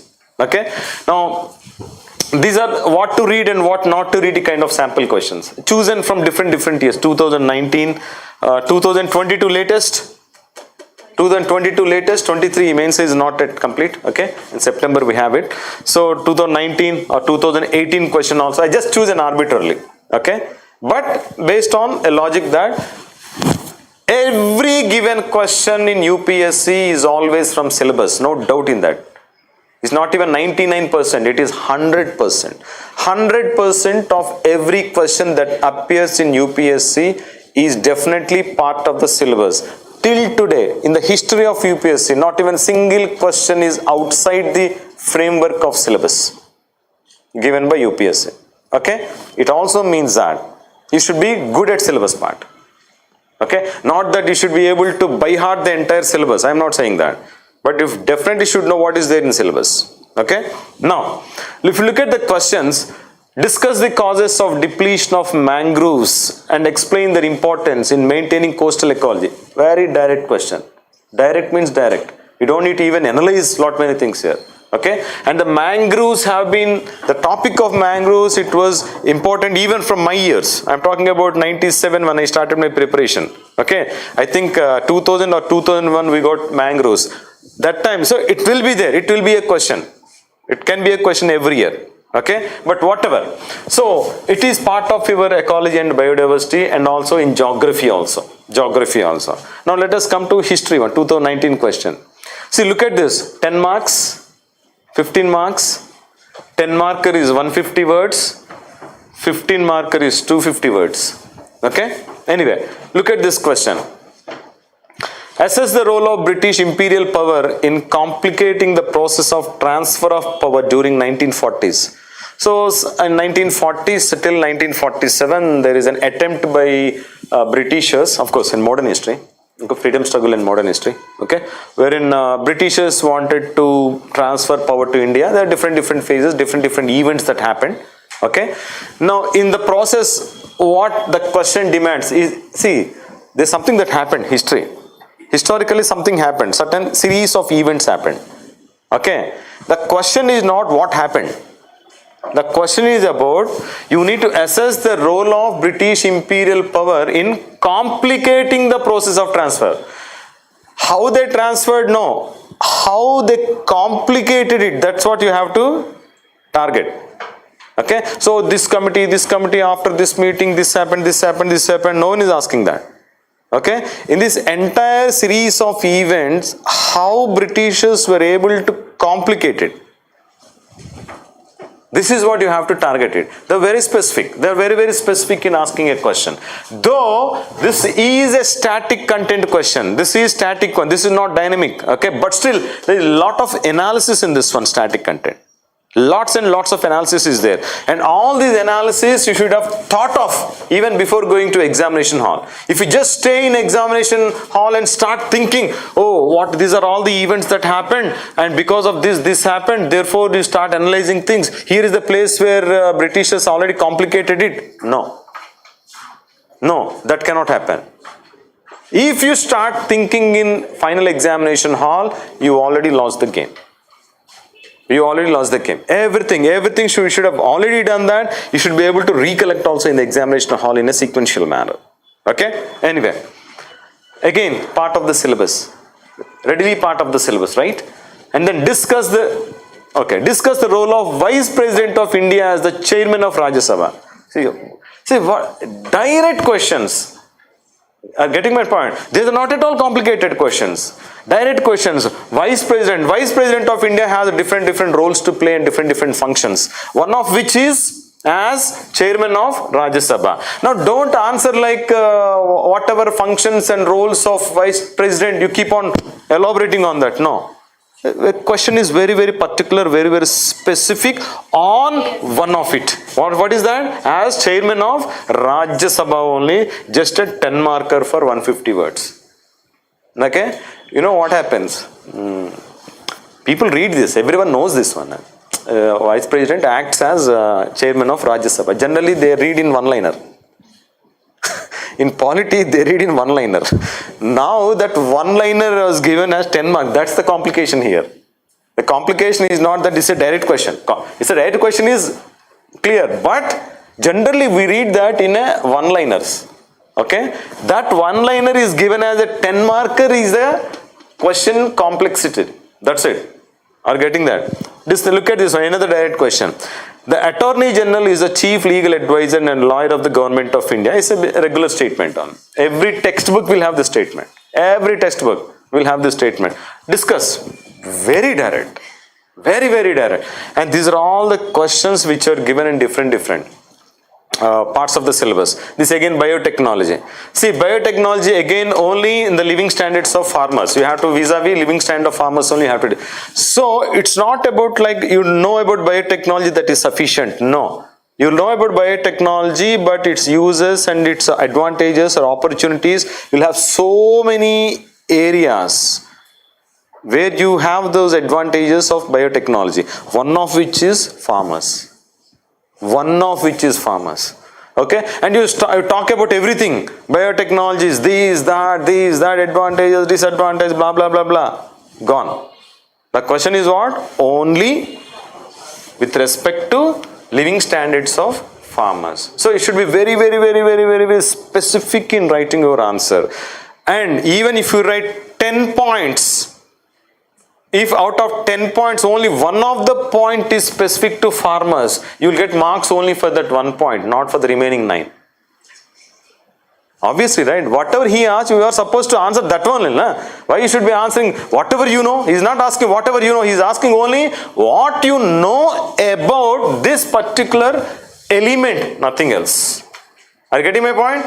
So, again part of the syllabus. What I'm trying to tell you is that every question is part of the syllabus. What to read and what not to read very clearly. Very much clearly. Under what circumstances can the financial emergency be proclaimed by the President of India? What sequences follow when such a declaration remains in force? Financial emergency. It is part of your constitution. When you talk about emergency, 3 types of emergency. The third variety is financial emergency. Every damn guy will read this one. Everyone knows this question. Direct question, right? Every year we have such direct questions. Every year you have such direct questions. Okay? Only thing is, you need to really understand it properly, should be able to remember all those points. Okay?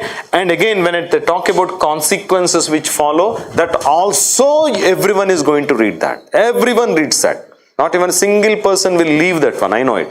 Because people are very much fascinated about the term emergency. Okay, fine. So everyone reads that. The point again, what to read, what not to read. Questions will be from your syllabus, no doubt in that. Okay.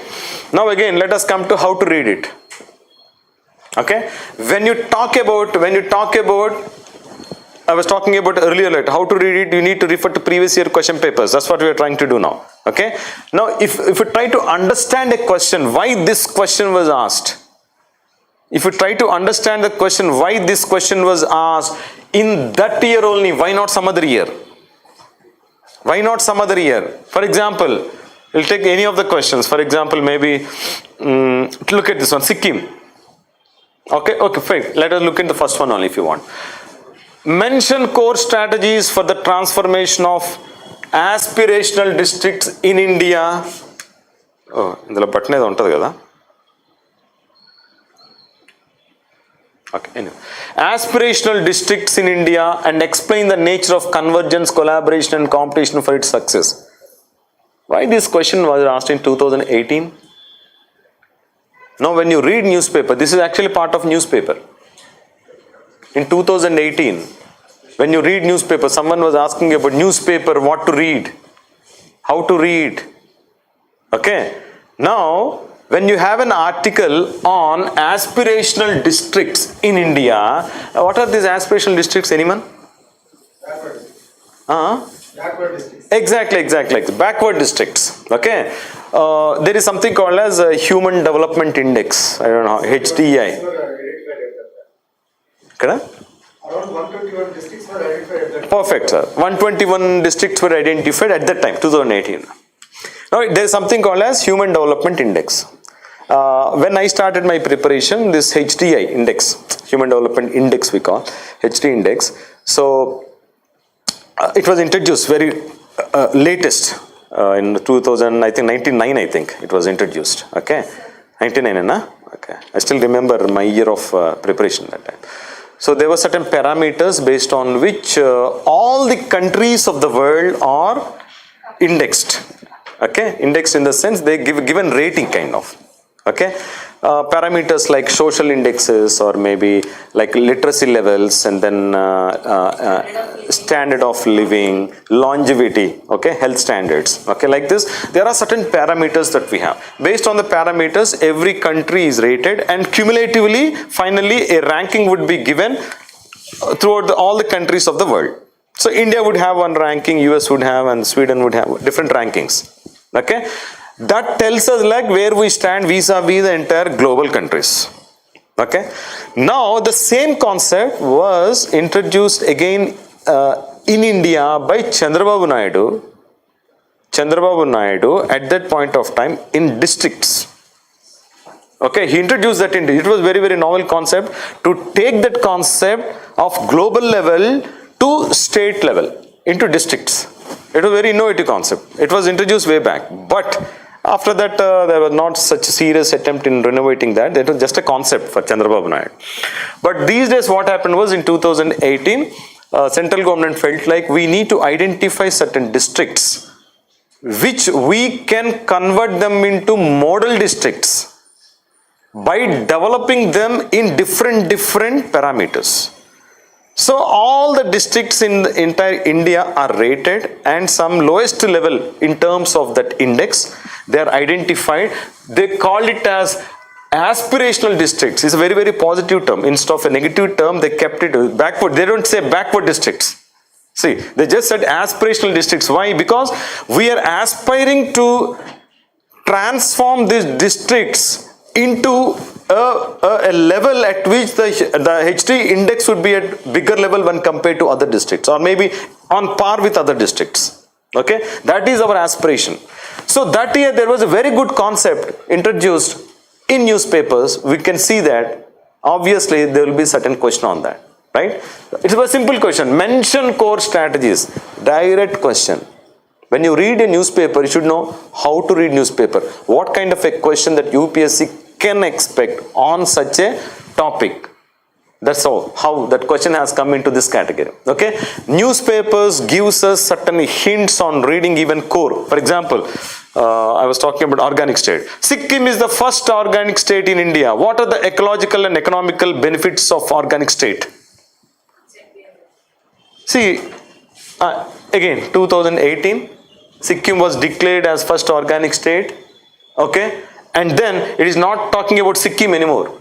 It is now talking about what? Sikkim is the current affairs. but it is actually talking about core area, which is about organic state. The concept of organic state. Are you getting that? So though the current affairs talks about organic state, Sikkim as organic state, but the question is not on Sikkim. The question is about the core concept, which is organic state. Like this, so many things. If you look at this, maybe you take any question. Look at this one, EVMs. EVMs was introduced when I was preparing for this exam. Okay, there were so many controversies at that point of time. Even today also, look at this. In the light of recent controversy, even recently also we have controversies on EVMs. In the light of recent controversy regarding the usage of EVMs, electronic voting machines, what are the challenges before the Election Commission of India to ensure the trustworthiness of elections in India?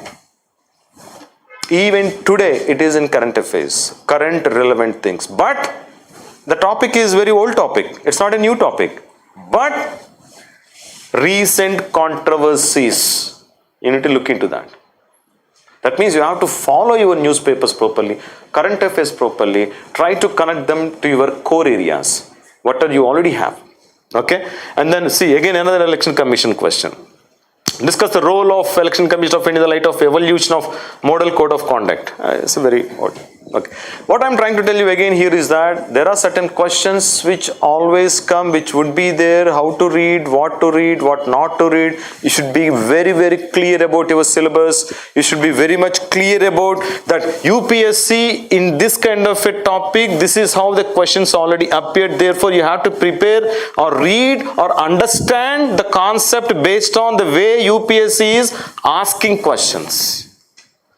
That happens only if you see previous year question papers. I have just given very small set of sample questions here given by UPSC. Okay, maybe there will be another set of questions which are important of every year. Every year there can be a question.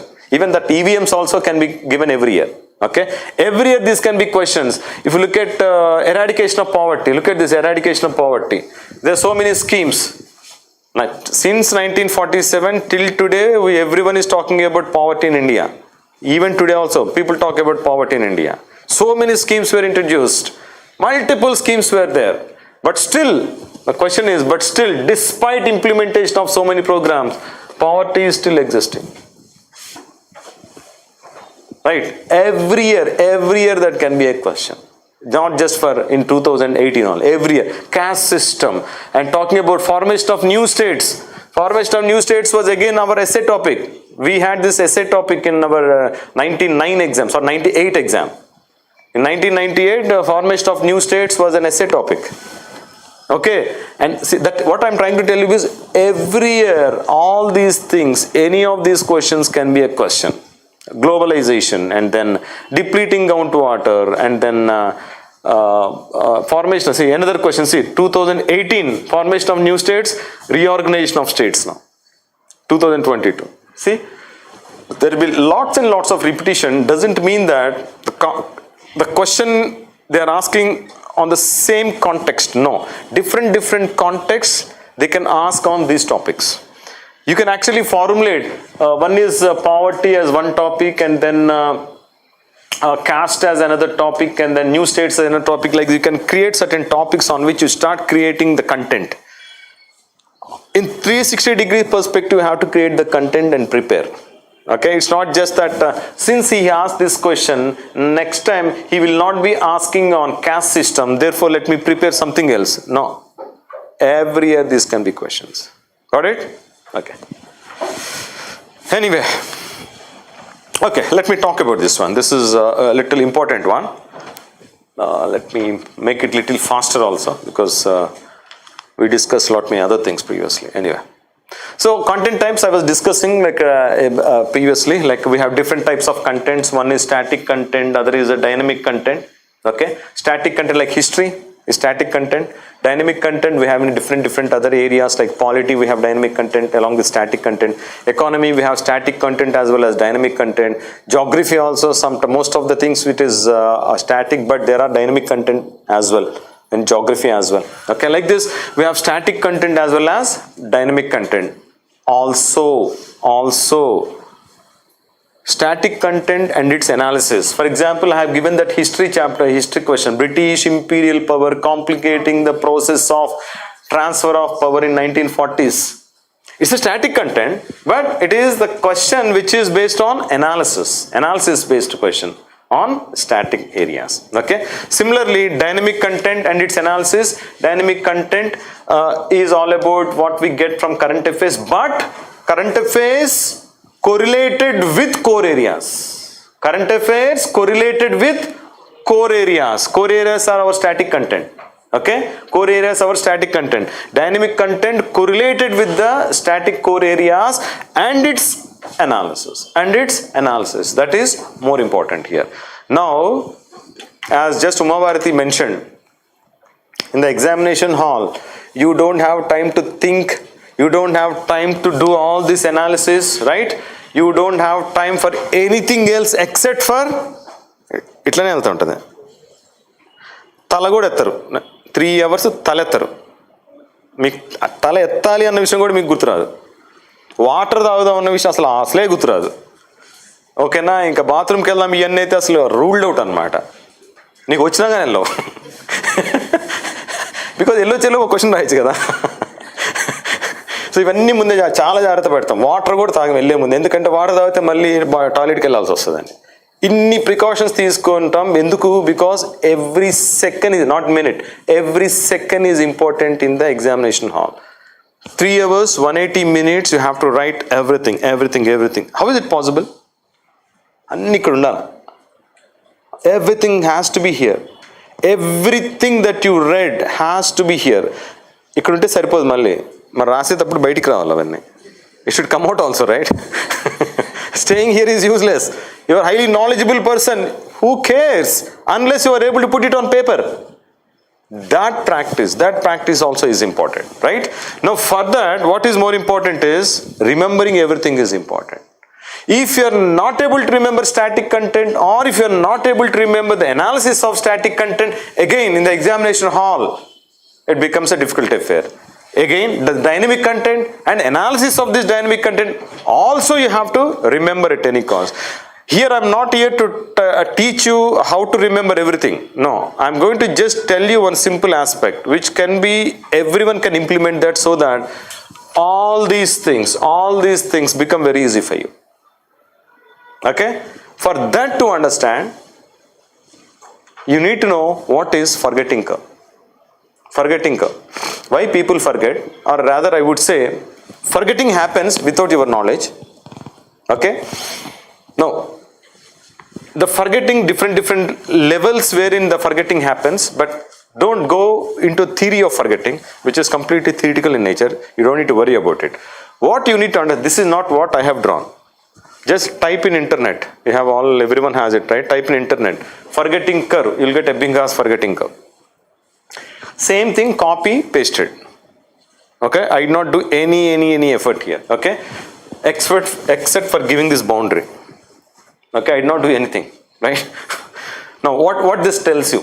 Okay? This happened way back. Very old one. Even today also this is valid. What it tells you is, x-axis, we have something called as time, how much time elapsed since you were learning. Now, just that you learned something, now is 0 second. From now on, the time counts. Okay?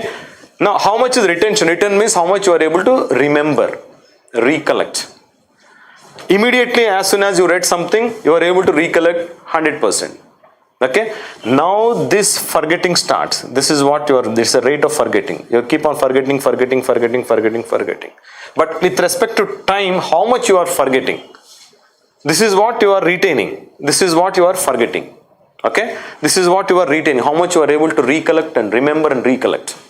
Now, in 20 minutes, what happens?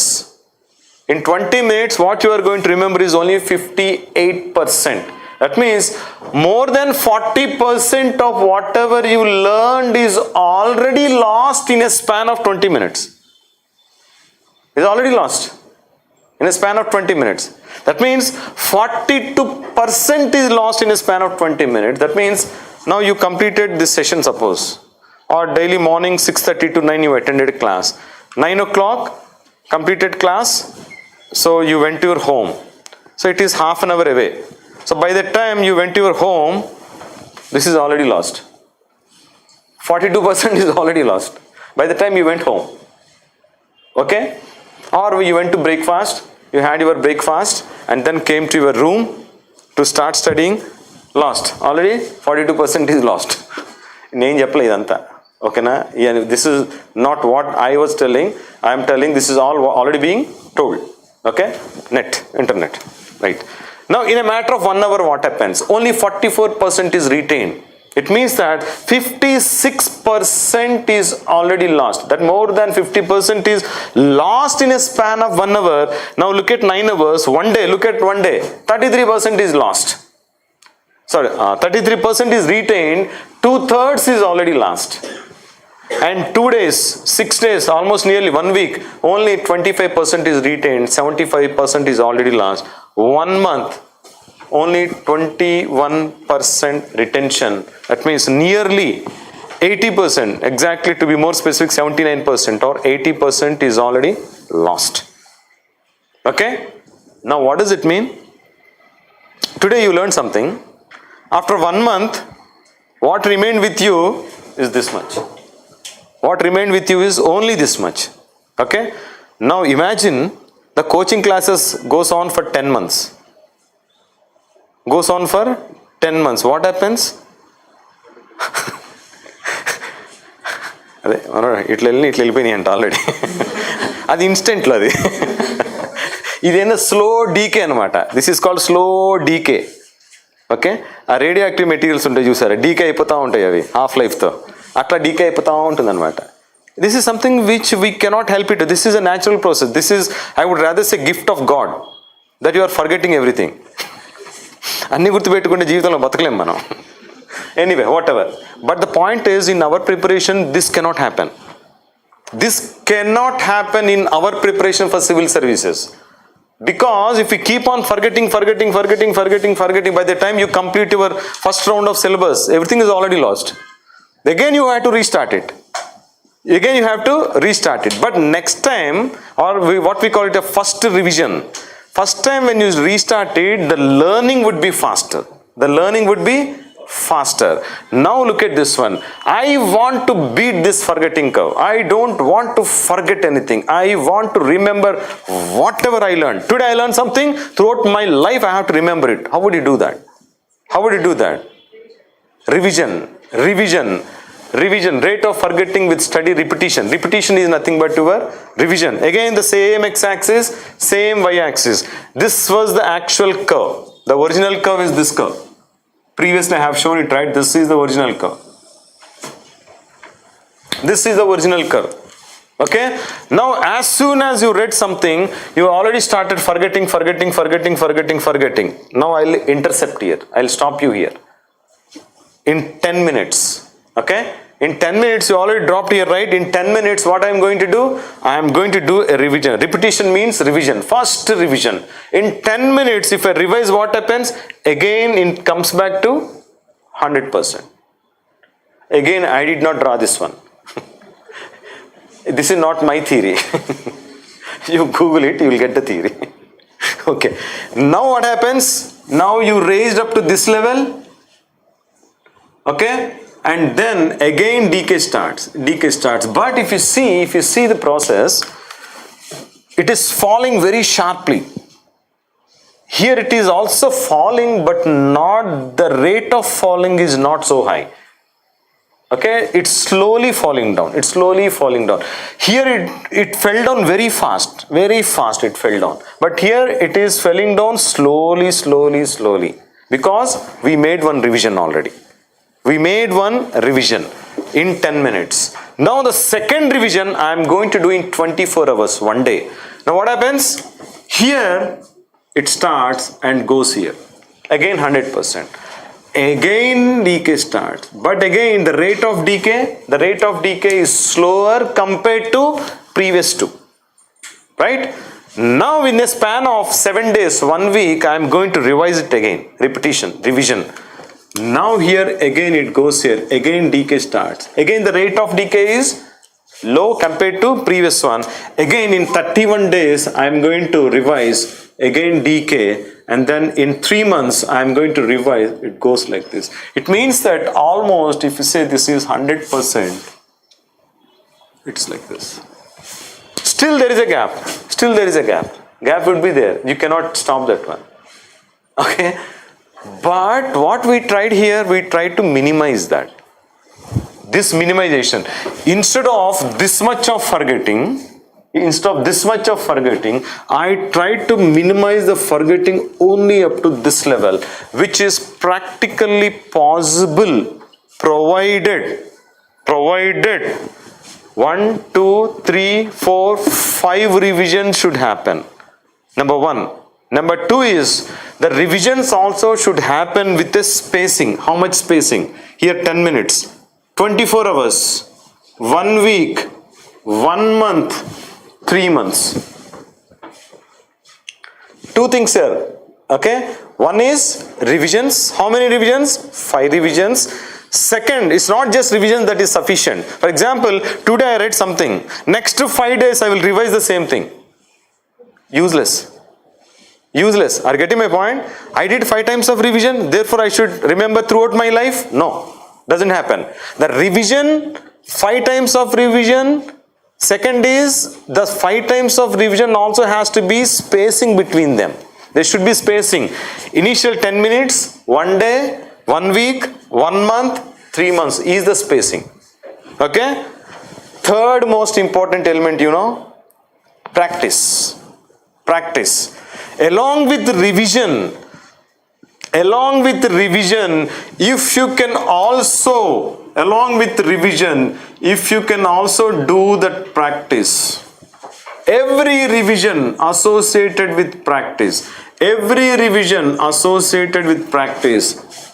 R plus P, revision plus practice, no one can stop you. That means, it also means that first time when you read it, this is the learning. Second time, that is the first revision. Not only you revise, you also practice. What is the practice? Test practice. Practice always means test practice. In our case, what is test practice? Prelims oriented test practice, mains oriented test practice, MCQs practice, descriptive answer writing practice. Both come as our point of view, right? So, both practice you have to do for each of the topics along with revision. After 1 day, 24 hours, again revisions and practice, both with respect to prelims as well as mains, and then 1 week of revision and practice, 1 month of revision and practice, 1 quarter, that is 3 months of revision and practice.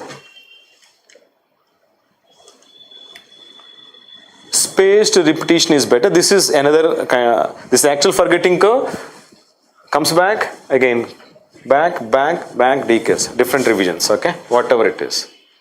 Fine. Now, what is the final conclusion here? Now we are able to understand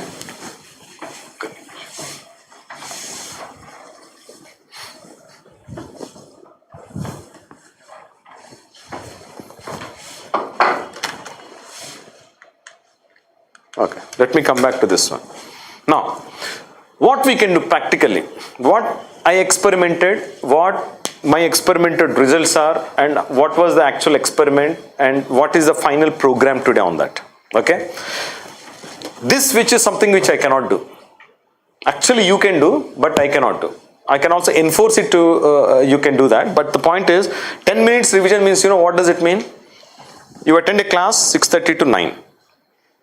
Now what happens, 9 o'clock, I will ask some of the student to come here and tell him that you give revision of whatever happened in the last 2.5 hours. The main crux points, okay, the summary of 2.5 hours, whatever the lecture happened, now you revise it and then go. That would be the revision. What I can do from my side is that here I can conduct a test. 1 day, so daily I can conduct a test. So whatever happened yesterday, today I will conduct a test. Yesterday you attended 6:30 to 9 o'clock session. Today also you attended 6:30 to 9 o'clock session, but at 9 o'clock I will conduct a test. Test on what? On yesterday's topic, 6:30 to 9 o'clock topic. Got it? So daily test, that is daily test. This test will have MCQs plus descriptive question. 10 MCQs, 1 descriptive question. 10 MCQs for prelims orientation, 1 descriptive for mains orientation. Okay? Now 7 days, 1 week.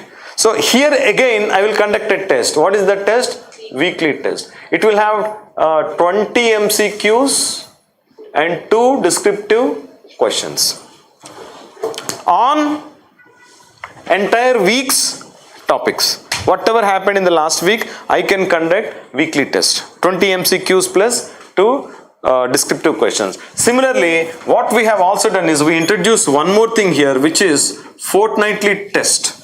Now remember one thing, it's not just about a test. It's not just about writing test. It's about revision and writing test. You understand that? It's all about you have to revise and then write the test. If you don't revise, directly come and write the test, it's not so effective. It's effective, but it's not so effective. But if you revise, come here and write the test, then nothing like that.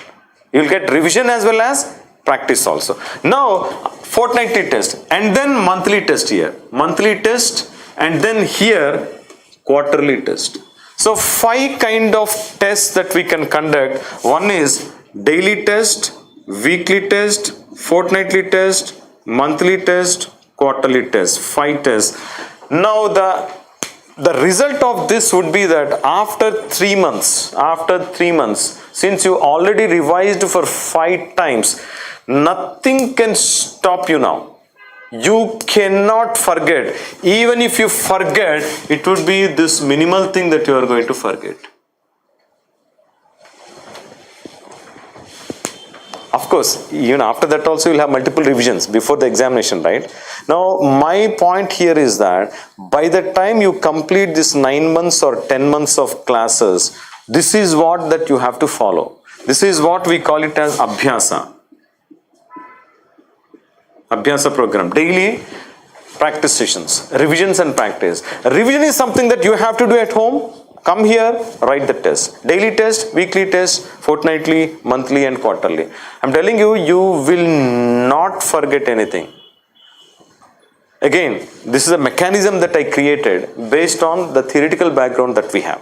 Okay, the entire theory is not that I formulated. I did not formulate anything in this one except for this Abhyasa program. My contribution here is only this Abhyasa program and the mechanism to conduct this Abhyasa program. So daily creating so many questions and evaluation of the answer scripts and giving feedback on those answers, and once you again rewrite the answers, we again evaluate and give feedback. That is a mechanism that I created here, okay? But the theory behind this is, the scientific mechanism behind this is whatever is already there in your YouTube or internet, okay? So, any questions on Abhyasa?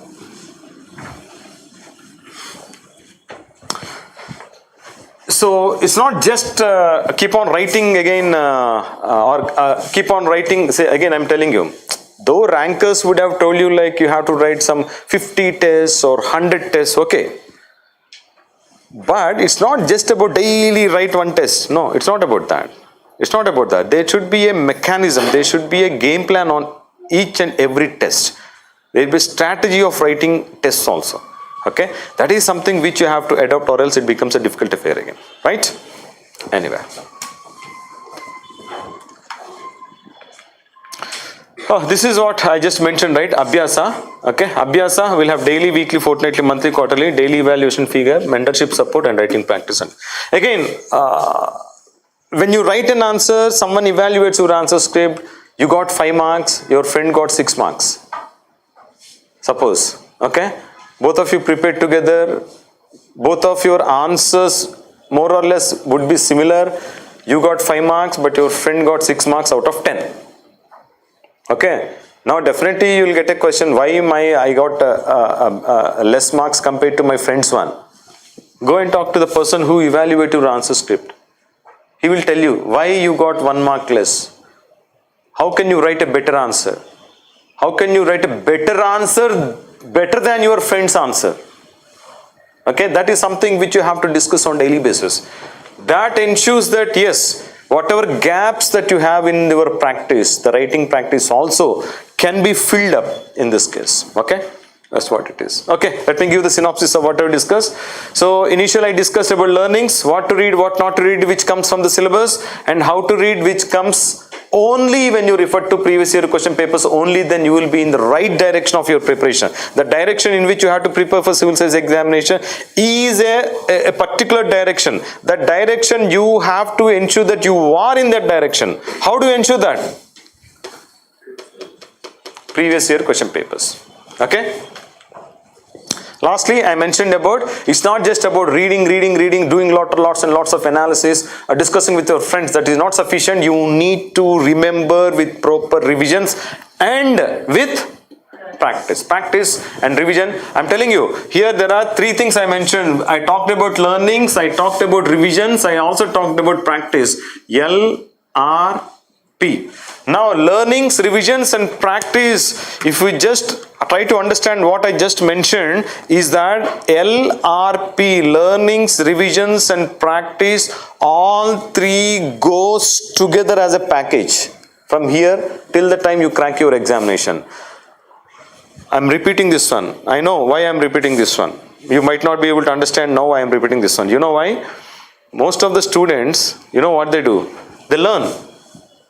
Sir, this is good. I am reading what to read. I am also looking at previous question papers. Very nice, sir. I am able to understand now how UPSC is asking questions, how I have to answer. Okay. Now the point is, when I ask him to write the test, he will not write. There are so many people who do not write daily tests. You know what they say when I ask them? Sir, right now the topic that I am reading, I am good. But you know, if I have to write a better answer, then I have to complete the entire book. Let me read entire polity and then I will come and write the test. This is what people say. I am telling you, more than 50% of the students will talk in same lines. Even 50% of you also tomorrow will talk in same lines. That also I am ensuring. This is true. Okay? People say that because without, see, why this session, why I am talking on this for so long, shouting here. Okay? Because I do understand what you are saying. But more than that, what is important is, whatever you learn, you should be perfect in that.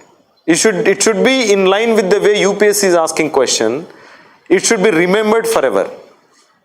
When you go to the final examination hall, you should be able to recollect each and every point. Not just 1 or 2 points. If there are 10 points, all 10 points have to be recollected. On the spot, spontaneously. You cannot start thinking, recollecting. Kuch bhi nahi aata wahan se. Nothing will come from outside. It has to be here, everything. You should know how to recollect them. Okay? That happens with that Abhyasa program. So don't ever tell me that, sir, first let me complete my learnings. No, learnings are never complete. Even Uma Harti also, she did not complete her learnings. She is still preparing for prelims examination when the results were out. You know that? She was preparing. Even the 40th rank or 60th. Everyone is actually preparing for prelims examination when the results were out. But still they are rankers today. Because learnings never completes. So never ever think of completing this one. This keeps on going. Learning process is a process. It itself is a process. It keeps on going. Along with the learnings, your learnings would be the best only if revisions along with practice are there to support your learnings.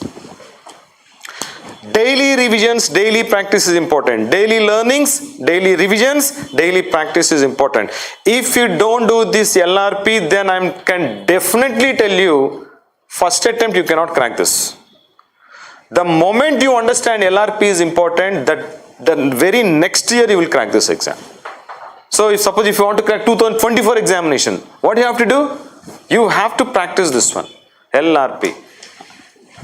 Learnings, revisions and practice is something, this is the one which I am really good at, the Abhyasa program. This is something which we are, a part of it which you are going to provide in the classes. Okay, a part of which you have to go home and start reading, refer to study materials, refer to textbooks, refer to other materials, whatever you have, then your learnings would be complete. But in order to sustain these learnings, in order to keep those learnings forever, you need revisions and practice. You have to complete your revisions, come here and write the tests on daily basis. then your learnings would be perfect. You are fit for the very next year exam. Till the time, whatever you learn, useless. You are not going to crack this examination. Okay, fine. So that's what is your Abhyasa. Okay, this is something Abhyasa Plus. Before Corona, we used to have a program called as Abhyasa Plus, where we used to select some 40 students. Okay, and then with a screening test, and then we used to have weekly tests and test series synced with them. We used to provide 24/7 study room cum library with mentors, all free of cost for analog students. Okay, because of Corona, we could not maintain the study rooms, right? So now we'll be starting that, but people have to complete their courses now first. Anyway, so this is a synopsis. The LRP technique is important. Learnings, revisions and practice is important, without which I'm telling you, you cannot crack this examination. And for learnings, you need to have one of the best faculty. And for revisions and practice, along with the learnings, you need to have this mentorship. And I keep calling you guys for one-to-one counseling. And then Abhyasa program is already mentioned. Abhyasa Plus is mentioned. And this is Samiksha is a magazine.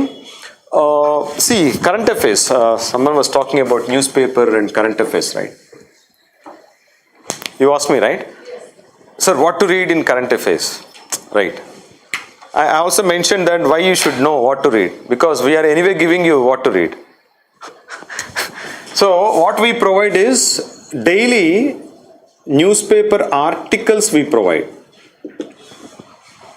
You, in your Telegram group, we create Telegram group of each of the batch.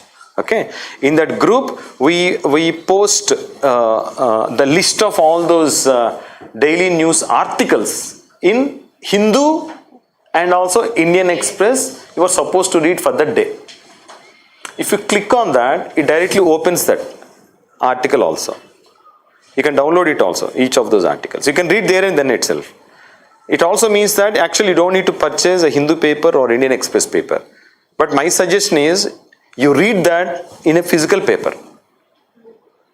Are you getting my point? It's not, see, we cannot give you physical paper and cut all these things and you start read. We cannot do that, right? You are not small kids, okay? What we can give you direction, guidance, what to do, okay? So here, daily news articles you will get. Number 2 is, you will get daily news snippets. News snippets. So for all the articles that we have here, you will get a synopsis of that. Major important points, 3 to 4 points on each of those articles. Plus some more additional news items. For example, someone has got an award. Padma Shri award, suppose. Okay, we don't cover it in daily news articles. Articles are based on some issues. Okay, but all these articles are covered here, along with some more additional news items would be covered, for which snippets also would be given. Summary of that. Okay, this would be a little bit bigger document. This is on daily basis.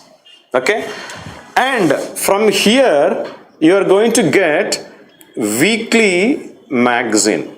This weekly magazine, we call it as this Samiksha magazine. Samiksha is actually analysis. Okay, weekly magazine, right? And then that means every week we get weekly magazine. Okay, and then from here we create another magazine called as Samiksha monthly magazine. The name is Samiksha only. Okay, monthly magazine. This would be given as a soft copy. This would be given as a hard copy, as a magazine. You'll get a book actually. You'll get a book, hard-bounded book. Okay, you'll get that book.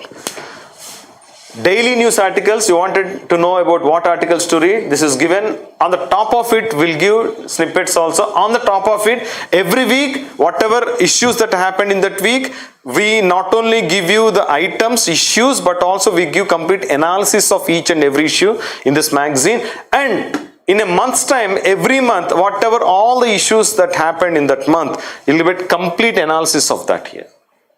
Right? Next. Every week, once you get this weekly magazine, we'll conduct a test on current affairs every Monday. Because Sunday is a holiday most of the times, But we have classes, a different thing. 1 second. So what to write on Monday? Yesterday's topic you have to write today, right? Test, daily test. So Monday what to write? Okay. So every Monday you are going to have current affairs. Last week current affairs. Are you getting my point? So every week you have current affairs. Next. Every week you are also going to have current affairs class in the weekends. On Saturdays or Sundays most of the times. You'll have a class, current affairs class. You'll have a weekly magazine also. You'll have a test also on Monday. You'll have a test also on Monday. Are you getting that? Every Monday, current affairs test. Right? And then monthly you are going to get a magazine. For monthly also, we are going to have a current affairs monthly class. That's what it is. Getting that? So that nothing is lost from current affairs. And most importantly, if you look at the previous questions which I have given you, I have given you certain sample questions, right?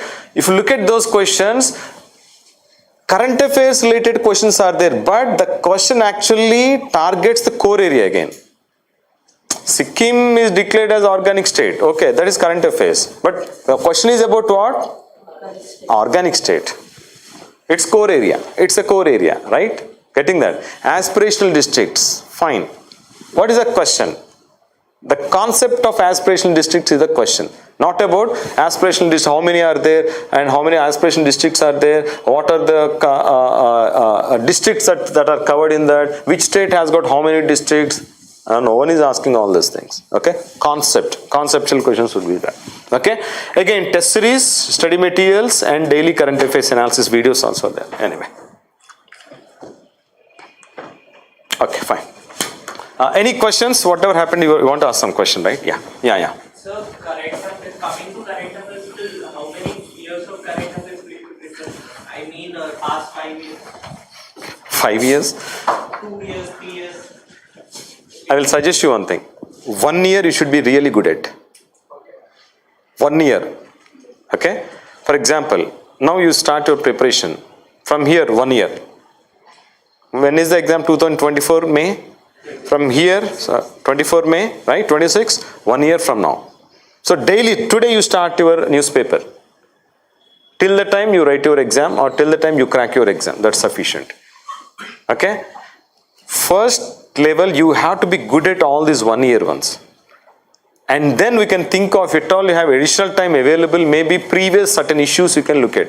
Generally, they don't specifically go to previous years and then ask questions.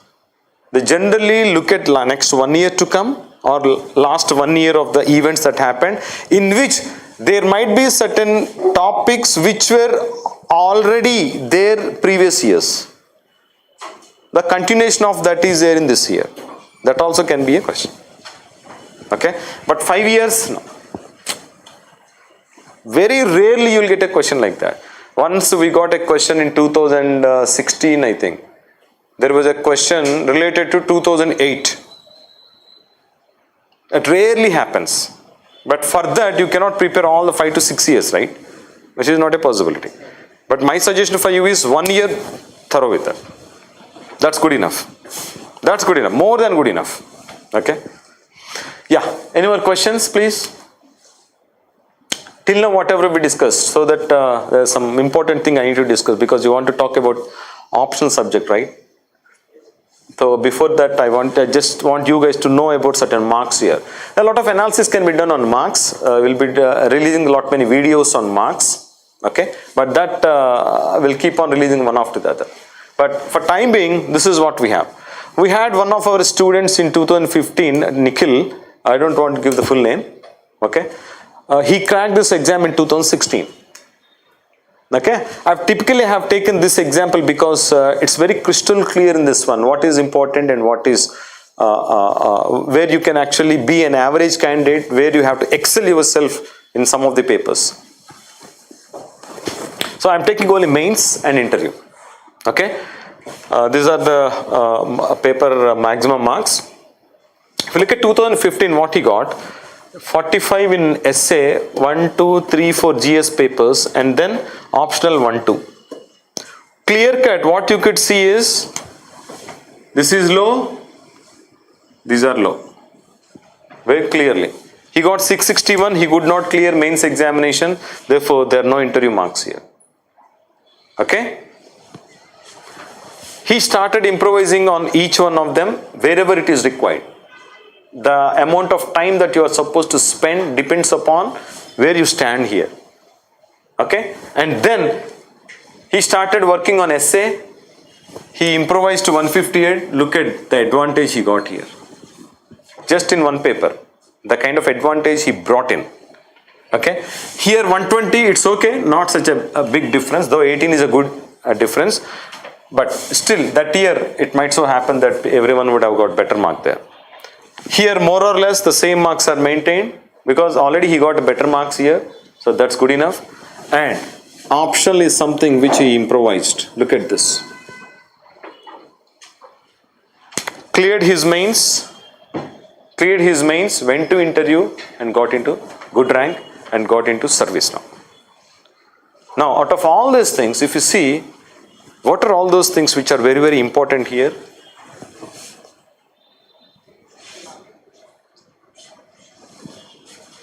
Personality test anyway is there, okay? But as far as we are concerned, as of now, what is in our complete control is your mains exam, okay? Personality, it keeps molding from now onwards. You have to put certain efforts in your thought process, opinion making also. That is something which keeps on going from now on. But what is in your hands completely, in your control, is this one and this one. Okay? Of course, after 2016, this one also, it used to be only single one essay. Now it has become 2 essays.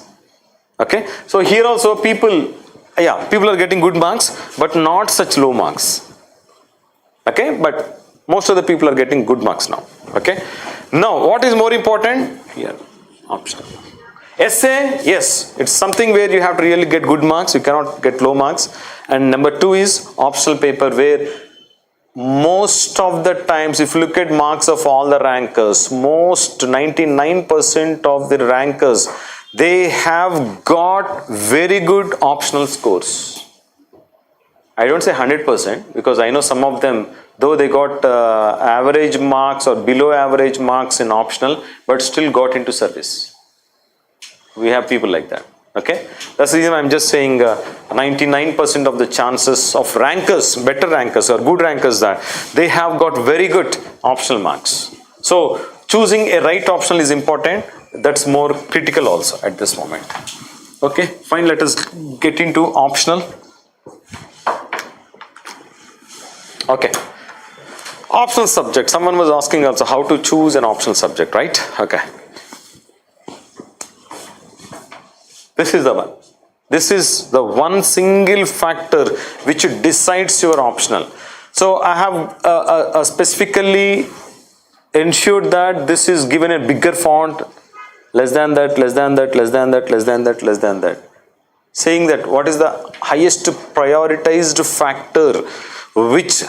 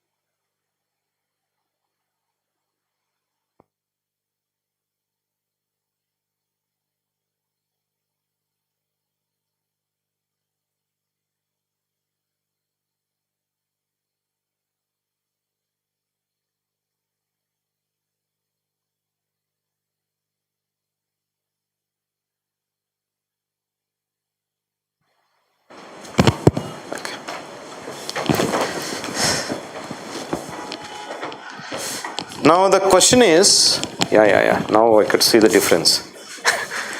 Now the question is, why did he get low marks in anthropology? Lack of interest. That is something which he did not know. Now I asked him like, do you understand anthropology? Very much, sir.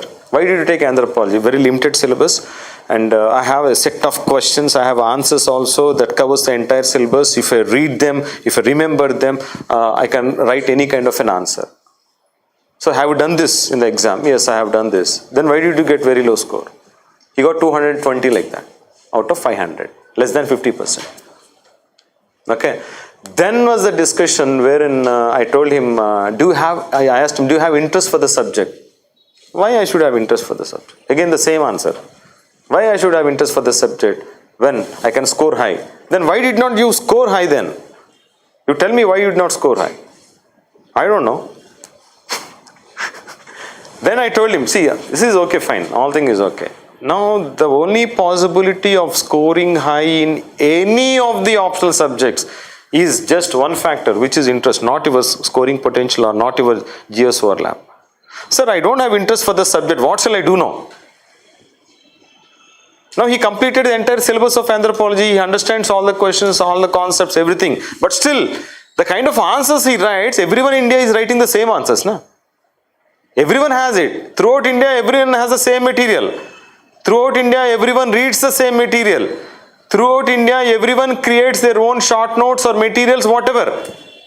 When UPSC asks a question, everyone also writes the same answer. Then why you should be given a better mark compared to any other answers? What makes your answer different from other answers then?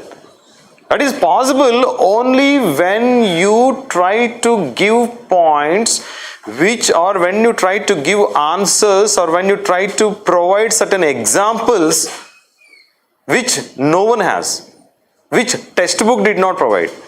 Because everyone reads the same textbook will have same examples, everyone quotes the same examples, everyone will get the same mark. But why you should be given better mark? Unless you better understand your concept, better give any other unique examples different from others. You give your examples. Why you try to give others examples? For that, where do you get examples now? Who will provide examples for you? No one provides. You have to provide for yourself. How do you provide? When you understand the concept properly, when you have interest on the subject, you try to look at your world from the perspective of your subject content. One of my friends is a sociology teacher.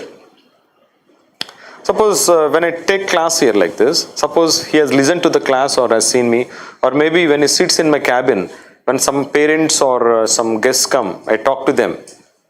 When they went off, he tells me like, Shrikant, you know what happened here?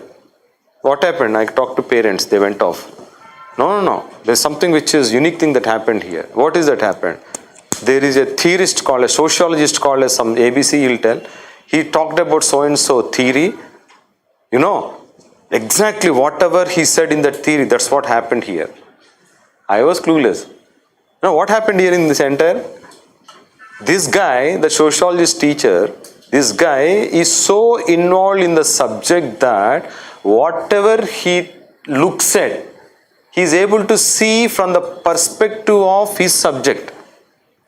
He gets examples from what he sees. Every other person gets example from the textbook or from the teacher. All the lectures of all the teachers are available in your Telegram channels. Everyone has it. All that materials are also available. All the examples are available. Why your answer would be different unless you have a unique answer? Are you getting my point? That is possible only if you have interest for the subject. If you have interest for the subject, you look at this world from the perspective of your subject, because that's your subject, because you internalize the subject. You have that interest for the subject. You see everything from the point of your subject. You get examples from outside. Those examples you quote in your answers. Your answers is a unique answer because you understood, not only understood the concept, you are able to give best of the best examples. Not everyone can give those examples. This This is what UPSC requires. UPSC requires you not only to just gain knowledge, you need to know how to apply this knowledge to solve a problem. If you are not able to apply, why you should be taken? If you are able to just quote examples or concepts related to any of the textbooks, why you should be given a better mark? Everyone in India can do that. They can do better than you, in fact. Right? So in that context, why you should be given a better mark? Scoring potential, GS overlap, all comes later. If this parameter is satisfied, then comes secondary parameter as scoring potential and GS overlap. These two are more or less at the same lines. But I prefer this one because, for example, public administration and political science, suppose. Or sociology and anthropology, suppose. Okay? If you have equal level of interest in public administration and political science, equal level of interest, which one has to be chosen? Take this as parameter. These days, what is the trending optional? Political science. Take political science. But you have more interest for public administration than political science. Go for public administration. But if you have equal level of interest, second parameter comes as this one. If both of them has got equal level of scoring potential in the last 2-3 years, then comes how much of GS subject is overlap there. And you know, someone came to me one fine day, sir, I will take public administration. I asked, why public administration? Because there is so much of syllabus in public administration which is in GS also. Which is GS also. Do you think like that is a criteria to choose an optional?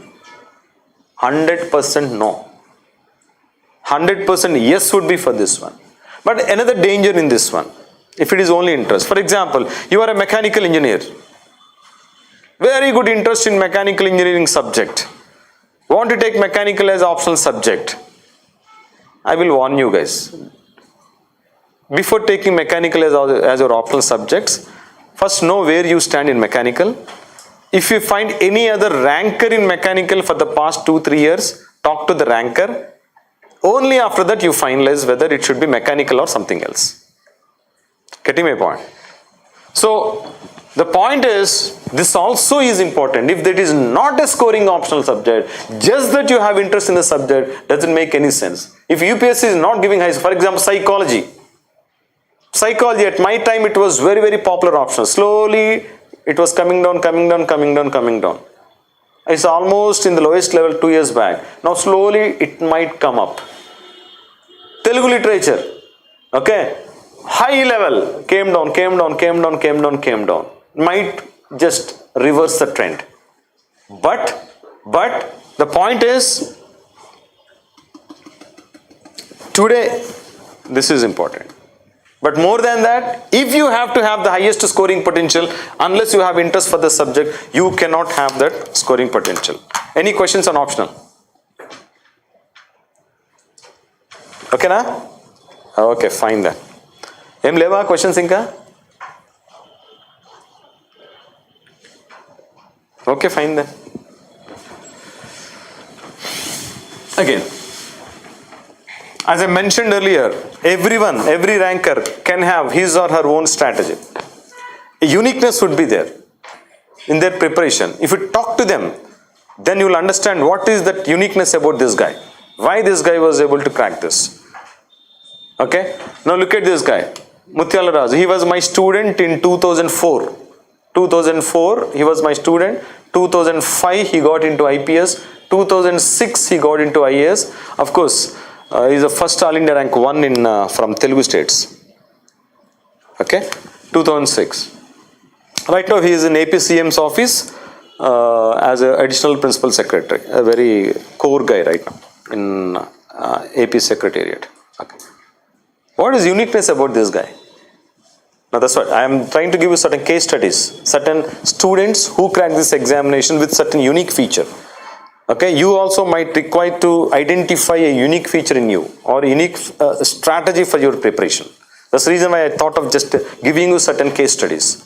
What is the unique feature in this guy? In 2004, when he came to me, he has already written his mains examination by that time with mathematics and electrical as his optional. Then we used to have 2 optional subjects, not 1. Okay, 2 optional subjects. Now, He was already engineering services topper with electrical engineering. Now he has taken mathematics. He completed his entire syllabus of mathematics. And he has written the examination. He is one of the lowest scorers in mathematics. Though that guy has completed entire syllabus in his preparation. My time, the syllabus used to be so huge, very huge syllabus. Okay? He came to me, sir, I know everything, but still I am not able to score very high. What to do? Then I specifically started asking me, look at this topic. This question has come. Did you answer? Sir, when at home I got the answer, but in the examination hall I did not get answer. Next question, did you answer? I answered this. Next question, did you answer? Sir, I was struck up in between. Like this, most of the questions he did not get answer, but at home when he does, he used to get answers. Do you know what does it mean? There are two things. He did not have mastery over the subject. He knows everything, but he did not have mastery there. Second, what is that UPSC is expecting from you? UPSC expects to answer 5 questions in paper 1, 5 questions in paper 2. Right? In order to answer 5 questions in paper 1, you need to mastery certain areas from which you will get those 5 questions.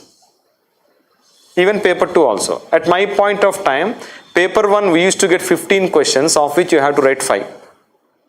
Paper 2 in mathematics optional. Paper 2, 17 questions they will give, of which you have to choose any 5. Today you have section A, section B. We never had section A, section B. Okay. Section A, section B came later on in 2000. Not in 2000. Yeah, 2000. Okay. Now it so happened that when section A, section B has come in Mutyal Raju time, section A, what chapters if you read, you will be able to score high, we can identify. Section B also we know how to identify it.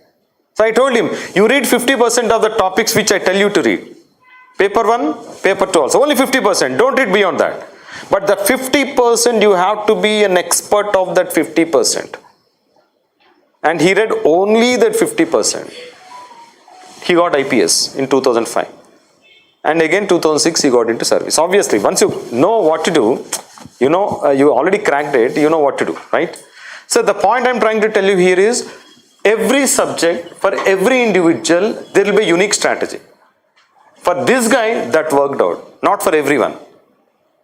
Had it worked out for everyone, it would have worked out for everyone in this batch, which did not happen. That all depends upon the individual also. For this guy, what can be done? For others, it would be a different strategy for the same subject. Okay? Richa. Richa, in fact, is our Astra scholarship test student. She was the topper in 2019 Astra. 2019 Astra. So this girl, 2019, 1 year she has taken coaching, and then 2020 she appeared. So 2021 she got into Indian Revenue Service 134 rank. But that year she did not give attempt, second attempt. Now 2022 she has given attempt, 2023 now she got into 54 rank. This girl, you know what is the unique feature of this girl? The day she came to me, along with her parent, she knows she wants to become IFS, Indian Foreign Service Officer. She don't want IAS. Her parents also were telling me, Srikanth sir, to tell her IAS is better than IFS. Then I asked her, why you want IFS? She has a story for that.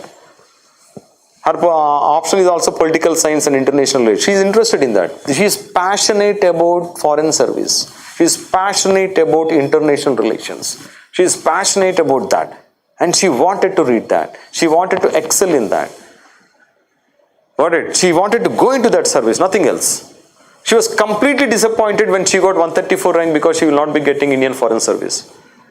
So that year she did not write. Next year she has written. Getting my point? Okay? This girl know what she want. And she got what she want now. So you also try to be clear what you want actually. IAS or IPS or IRS, whatever. But you go according to that. This guy is another unique guy. Right now, he is not in Kadapa, ISR Kadapa. Right now he is, Sai Kant Verma, he is in Vizag. Uda chairman. Okay, Vizag Urban Development Authority chairman right now, I think 1 month back or 1.5 months back. Okay, another unique feature. This guy is an IITian, again with mathematics as optional subject, and then first attempt, literally first attempt. Okay. Now, what the unique feature of this guy? This guy was actually working in Amazon and then Google. He resigned one fine day. Before resigning, just 2 months back, he came to me. Sir, I want to prepare for civil services. I want to crack in the first attempt this coming year or the next year. He is clear. He is clear. Very clear. Then what are you doing? I am doing job right now. So what's your plan? I am thinking of resigning. When? You tell me when to resign. I said, like, wait for 2 months. Wait for 2 months. We'll see. Let me check whether you are, it's not about your capability or not, whether your seriousness about this examination, how much time you will be able to spend on this one, whether you will be able to crack this examination with job, working part-time or what, how. So let us wait for 2 months. And you will also will get the pulse of UPSC exam. And then he accepted it. 2 months he came for a weekend batch. Because he was working, he could not spend much time in the weekday, therefore he came in the weekend batch, Saturdays and Sundays. After 2 months he said like, sir, I resigned. You said like you will be telling me. No sir, I realized that I am going to crack this examination. I understood the pulse of this one. Now I resigned because just preparing only in the weekends, attending classes in the weekends, an entire 5 days of the week wasting my time doesn't make any sense. Because if I knew that I want to crack this examination, let me resign. I am talking about way back, look at that, 2014, first attempt. Okay? I am talking about 2013, November, December time. Okay? Now that guy resigned and prepared exclusively for this examination, and the smartness of this guy, he's smart guy, not such hardworking guy. A smart guy, not such a... His brother is very hardworking. Very hardworking. He was also my student, same mathematics student. His brother is such a gem of a guy, you know. If I give him one topic, you thoroughly read it. I will give one book. Okay? He searches for some 3-4 books on the same topic. Researches on everything. Creates a notes which is of this size. He becomes a master of the subject. He becomes a master of the subject. Right? And that is one topic. How many such topics you can do? There are 13 topics in mathematics. How can you become master of all the 13 topics? Forgetting curve. Forgetting curve. Are you getting my point? The forgetting curve will play. Every time the forgetting curve will play a role, biggest role here. So, even the topics, even look at this much of, how much time it takes to revise this much of notes for one chapter. Will you be able to revise all these books? No. That guy was not so smart, but this guy was smart. This entire notes has become 1 page for this guy. He has used that notes only, his brother's notes. But what did he do? He made it as 1 page. One chapter, 1 page. 13 chapters, 13 pages is his revision notes. Now only those 13 pages he keeps on revising, practice, revise, practice, revise, practice, revise, practice. First attempt, he cracked it. Are you getting my point? The uniqueness of this guy is he clearly understood what went wrong with his brother, what he has to do now. Getting my point? Okay. There are so many stories like this, but anyway, I think I already mentioned about him. Muzamil Khan, anthropology optional, is the one. Again, Raghuvamshi also, very first attempt he cracked this. He got IPS again, next attempt again he got IPS, therefore there is no point. Ashwija, a very unique story here. Big rank, but she got reservation, she got into IAS, Karnataka cadre. Okay? It's very surprising element actually. This even I don't know when she was preparing for the examination. His entire family, I know them very much. Her mama is very close to me, he's a lawyer, he's very close to me. Now, when she got into service, when we had a lot of discussions, and then when she met me, that was in Bangalore.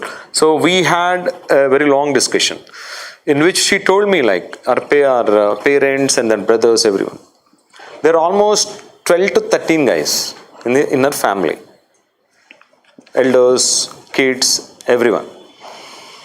First time she could not clear prelims. Then she realized, no, there's something wrong with my preparation, let me work it out. So she took a 2 BHK apartment here, okay. All these people in 2 BHK, one place in Ashok Nagar. Everyone has to come here. She ordered everyone to come here, and then elders will be monitoring everything. Youngsters, what they did is, one of them will read the Hindu, other will read the Express, other will read the Mint, other will read the Economic Times, and they tell her the story of all the things, the summary of all the things. She listens to them and they create notes. That notes she will synoptize and keep her herself. They create certain tests, she will write. So she create an environment around herself which should be completely on civil services. Everyone is on civil services. Everyone belongs to her family only, no one else. At some point of time, she was reading in history, we have a topic called art and culture. So big temples, what kind of art and what kind of culture, everything. So she is not able to imagine. Okay. And you know what she did? She took this entire family to that place, family to that temple, engaged a guide, paid very decent amount to the guide and asked him to tell her everything about that. Showing everything. What is this? What is this? What is this? What is this? And she learned that practically. Are you getting my point? Now she will not forget at any given point of time because she now remembers everything. She knows the entire history also of this entire architecture. Right? That's how she created an environment. I'm not saying that everyone has to do that. I'm not saying that. What I'm trying to tell you is, everyone has their own stories here. Everyone has their unique feature. It's not that everyone has to do the same thing. No, I'm not saying that. All these people have done different things to crack this examination. Okay. Now the point is, of course, this is ranks that we got, obviously. We'll be presenting that as a PPT. Now the point is, if you look at all these guys, everyone will be having their own stories here. Their own stories. There might be, yes, definitely certain common factors which lie underneath. Okay, so when Uma Harti was talking in the session, in one of the interviews, so she was telling, if you remember, what she told, she was telling, you listen to all the rankers, not an issue at all. It's not about listening, but try to identify the common factor which goes underlying. That common factor you try to understand. That is something which is important in this entire discussion. Okay? Okay, whatever. Yeah, now it's your time. Any questions on anything? Let me try to answer. Chapman, it was a long session, almost 10:30 to 1, right? It was very long. Because I was discussing something else, additional things, therefore it went on a little longer. Generally we close it by 2 hours. Now it has come up to 2.5 hours. Yeah, Chapman. Any questions on anything regarding this preparation? Emleva? Yeah, please. So I'm in my graduation right now. Which year? So till next year, 26th, I will not even complete my final year exams. You are not eligible, first of all, Yes, by that time. I will be not even 21 by that time. Exactly. In August, I will turn into 21. So can I attempt prelims without having a graduation certificate? Because till mains, I will completely... First thing, you are not eligible. Yes. So there is no question of attempting it. Right? Unless you are eligible, you cannot. Number 2, if you want to really write the exam, there are 2 ways. One way is, take the question paper, write it here. Second way is, fake your identity. Which I don't expect you to do. అంత అవసరమే ఉందమ్మా అక్కడికి వెళ్ళి fake చేసుకోవడం. హాయిగా question paper తీసుకొచ్చి ఇక్కడ కూర్చొని రాసుకుంటే అయిపోతుంది. If you really want to write it prelims exam. But see Yes, I saw which year you are in 24 or 25? For writing Yes, 25. for you 25, see, when you get eligibility 26 or 25, which year you will get eligibility? 25. 25 you are eligible to write. No, 25 you will be 20 years only, na? No, sir. Now I am 20 right now. Acha, you are 20 right now. Yes. This is my final year. Acha, so 2025 you are eligible, Yes, sir. right? 25, you write only 25, don't even think of 24 now. Why you should think of 24, man? These people can think of 24. Why you should think of 24? You always think of 25. You have enough time. Use your time properly. The next coming 1 year, you try to master general studies. Next year, at this time, think of your optional subject, finalize your optional and take coaching for optional. And then revise general studies along with that. And the same, whatever I told you, right? The pattern of June to February, and then March, April, May, June, July, August, September. Remember, the same copy paste next year. That's it. And then November, December, January, February is something which you have to revise one more time, which is of main syllabus. Okay? So don't even think of 24. Even with fake identity or just wanted to write, question papers are available, man, everywhere. If you want just the test kind of environment, then come here, I will give you that environment. No, sir. I was just concerned that coaching when The coaching you have to start immediately, the reason being that 2023, 2024, 2025 May. This May you can neglect. Okay, right now you are in July, assuming that way. This is the year you are going to get command over GS. Here is the time you are going to take coaching for optional or completing your optional subject. Here, this months and these 2 months are meant for revision and practice of mains. And this month, these months prelims, these months mains. And this is mains examination. This is exactly right time for you. Even those people who come to me like, sir, I am at intermediate first year. General parents come like this. My son or daughter is at intermediate first year or 10th standard. We want them to become IAS. I tell them, no, don't come to me then. You come to me only when you complete your plus 2 level, number 1. Number 2, the best time would be when you completed your graduation first year. What is so special about graduation first year then? Exposure, not experience. Now, till 12th class, what happens in our society? I don't know about North India. In at least our society, what happens? Till 12th standard, our kids would be within the clutches of your parents actually. So you don't even think beyond parents.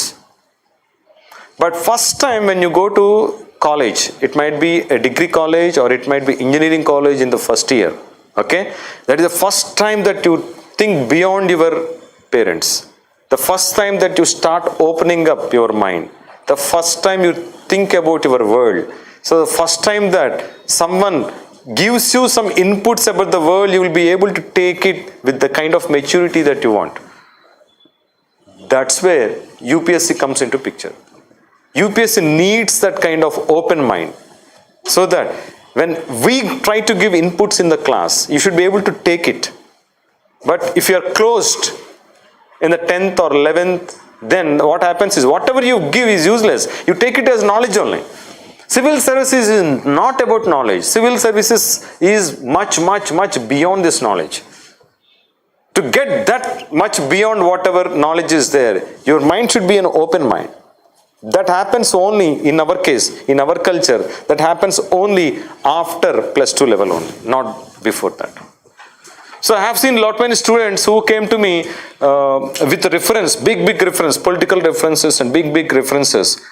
11th class, gem of a guy, you want to get into IAS. 11th standard itself, you want to attend classes.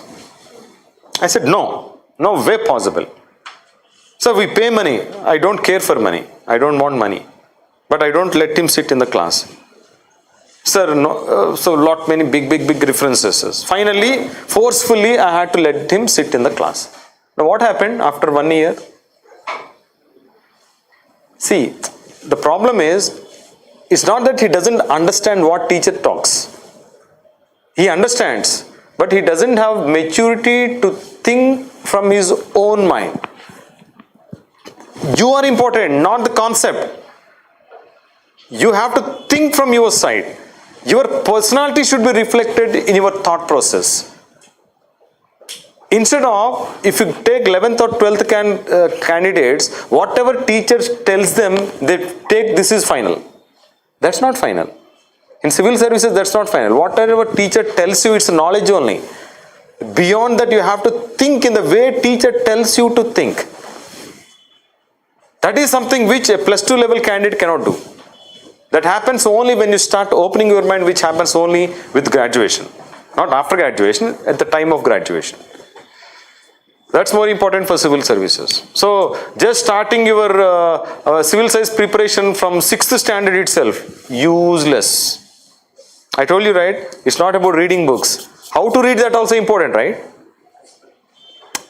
Are you getting my point? How to read that? If you are able to solve a question given in UPSC, if you are able to answer a question in UPSC, then you know how to read it. Till the time you don't know how to read it. Yeah, any more questions before you conclude this? Sir, Telugu medium lo answer right. రాయొచ్చు. కానీ ఇక్కడ evaluation చేయిస్తాను, అది పెద్ద issue లేదు. So Telugu మీడియంలో అయితే evaluation చేయించగలము. That's not an issue at all. But lectures అన్ని ఇంగ్లీష్లోనే జరుగుతాయి. All lectures would be in English because we have top class teachers coming from different parts of the country. They don't understand Telugu.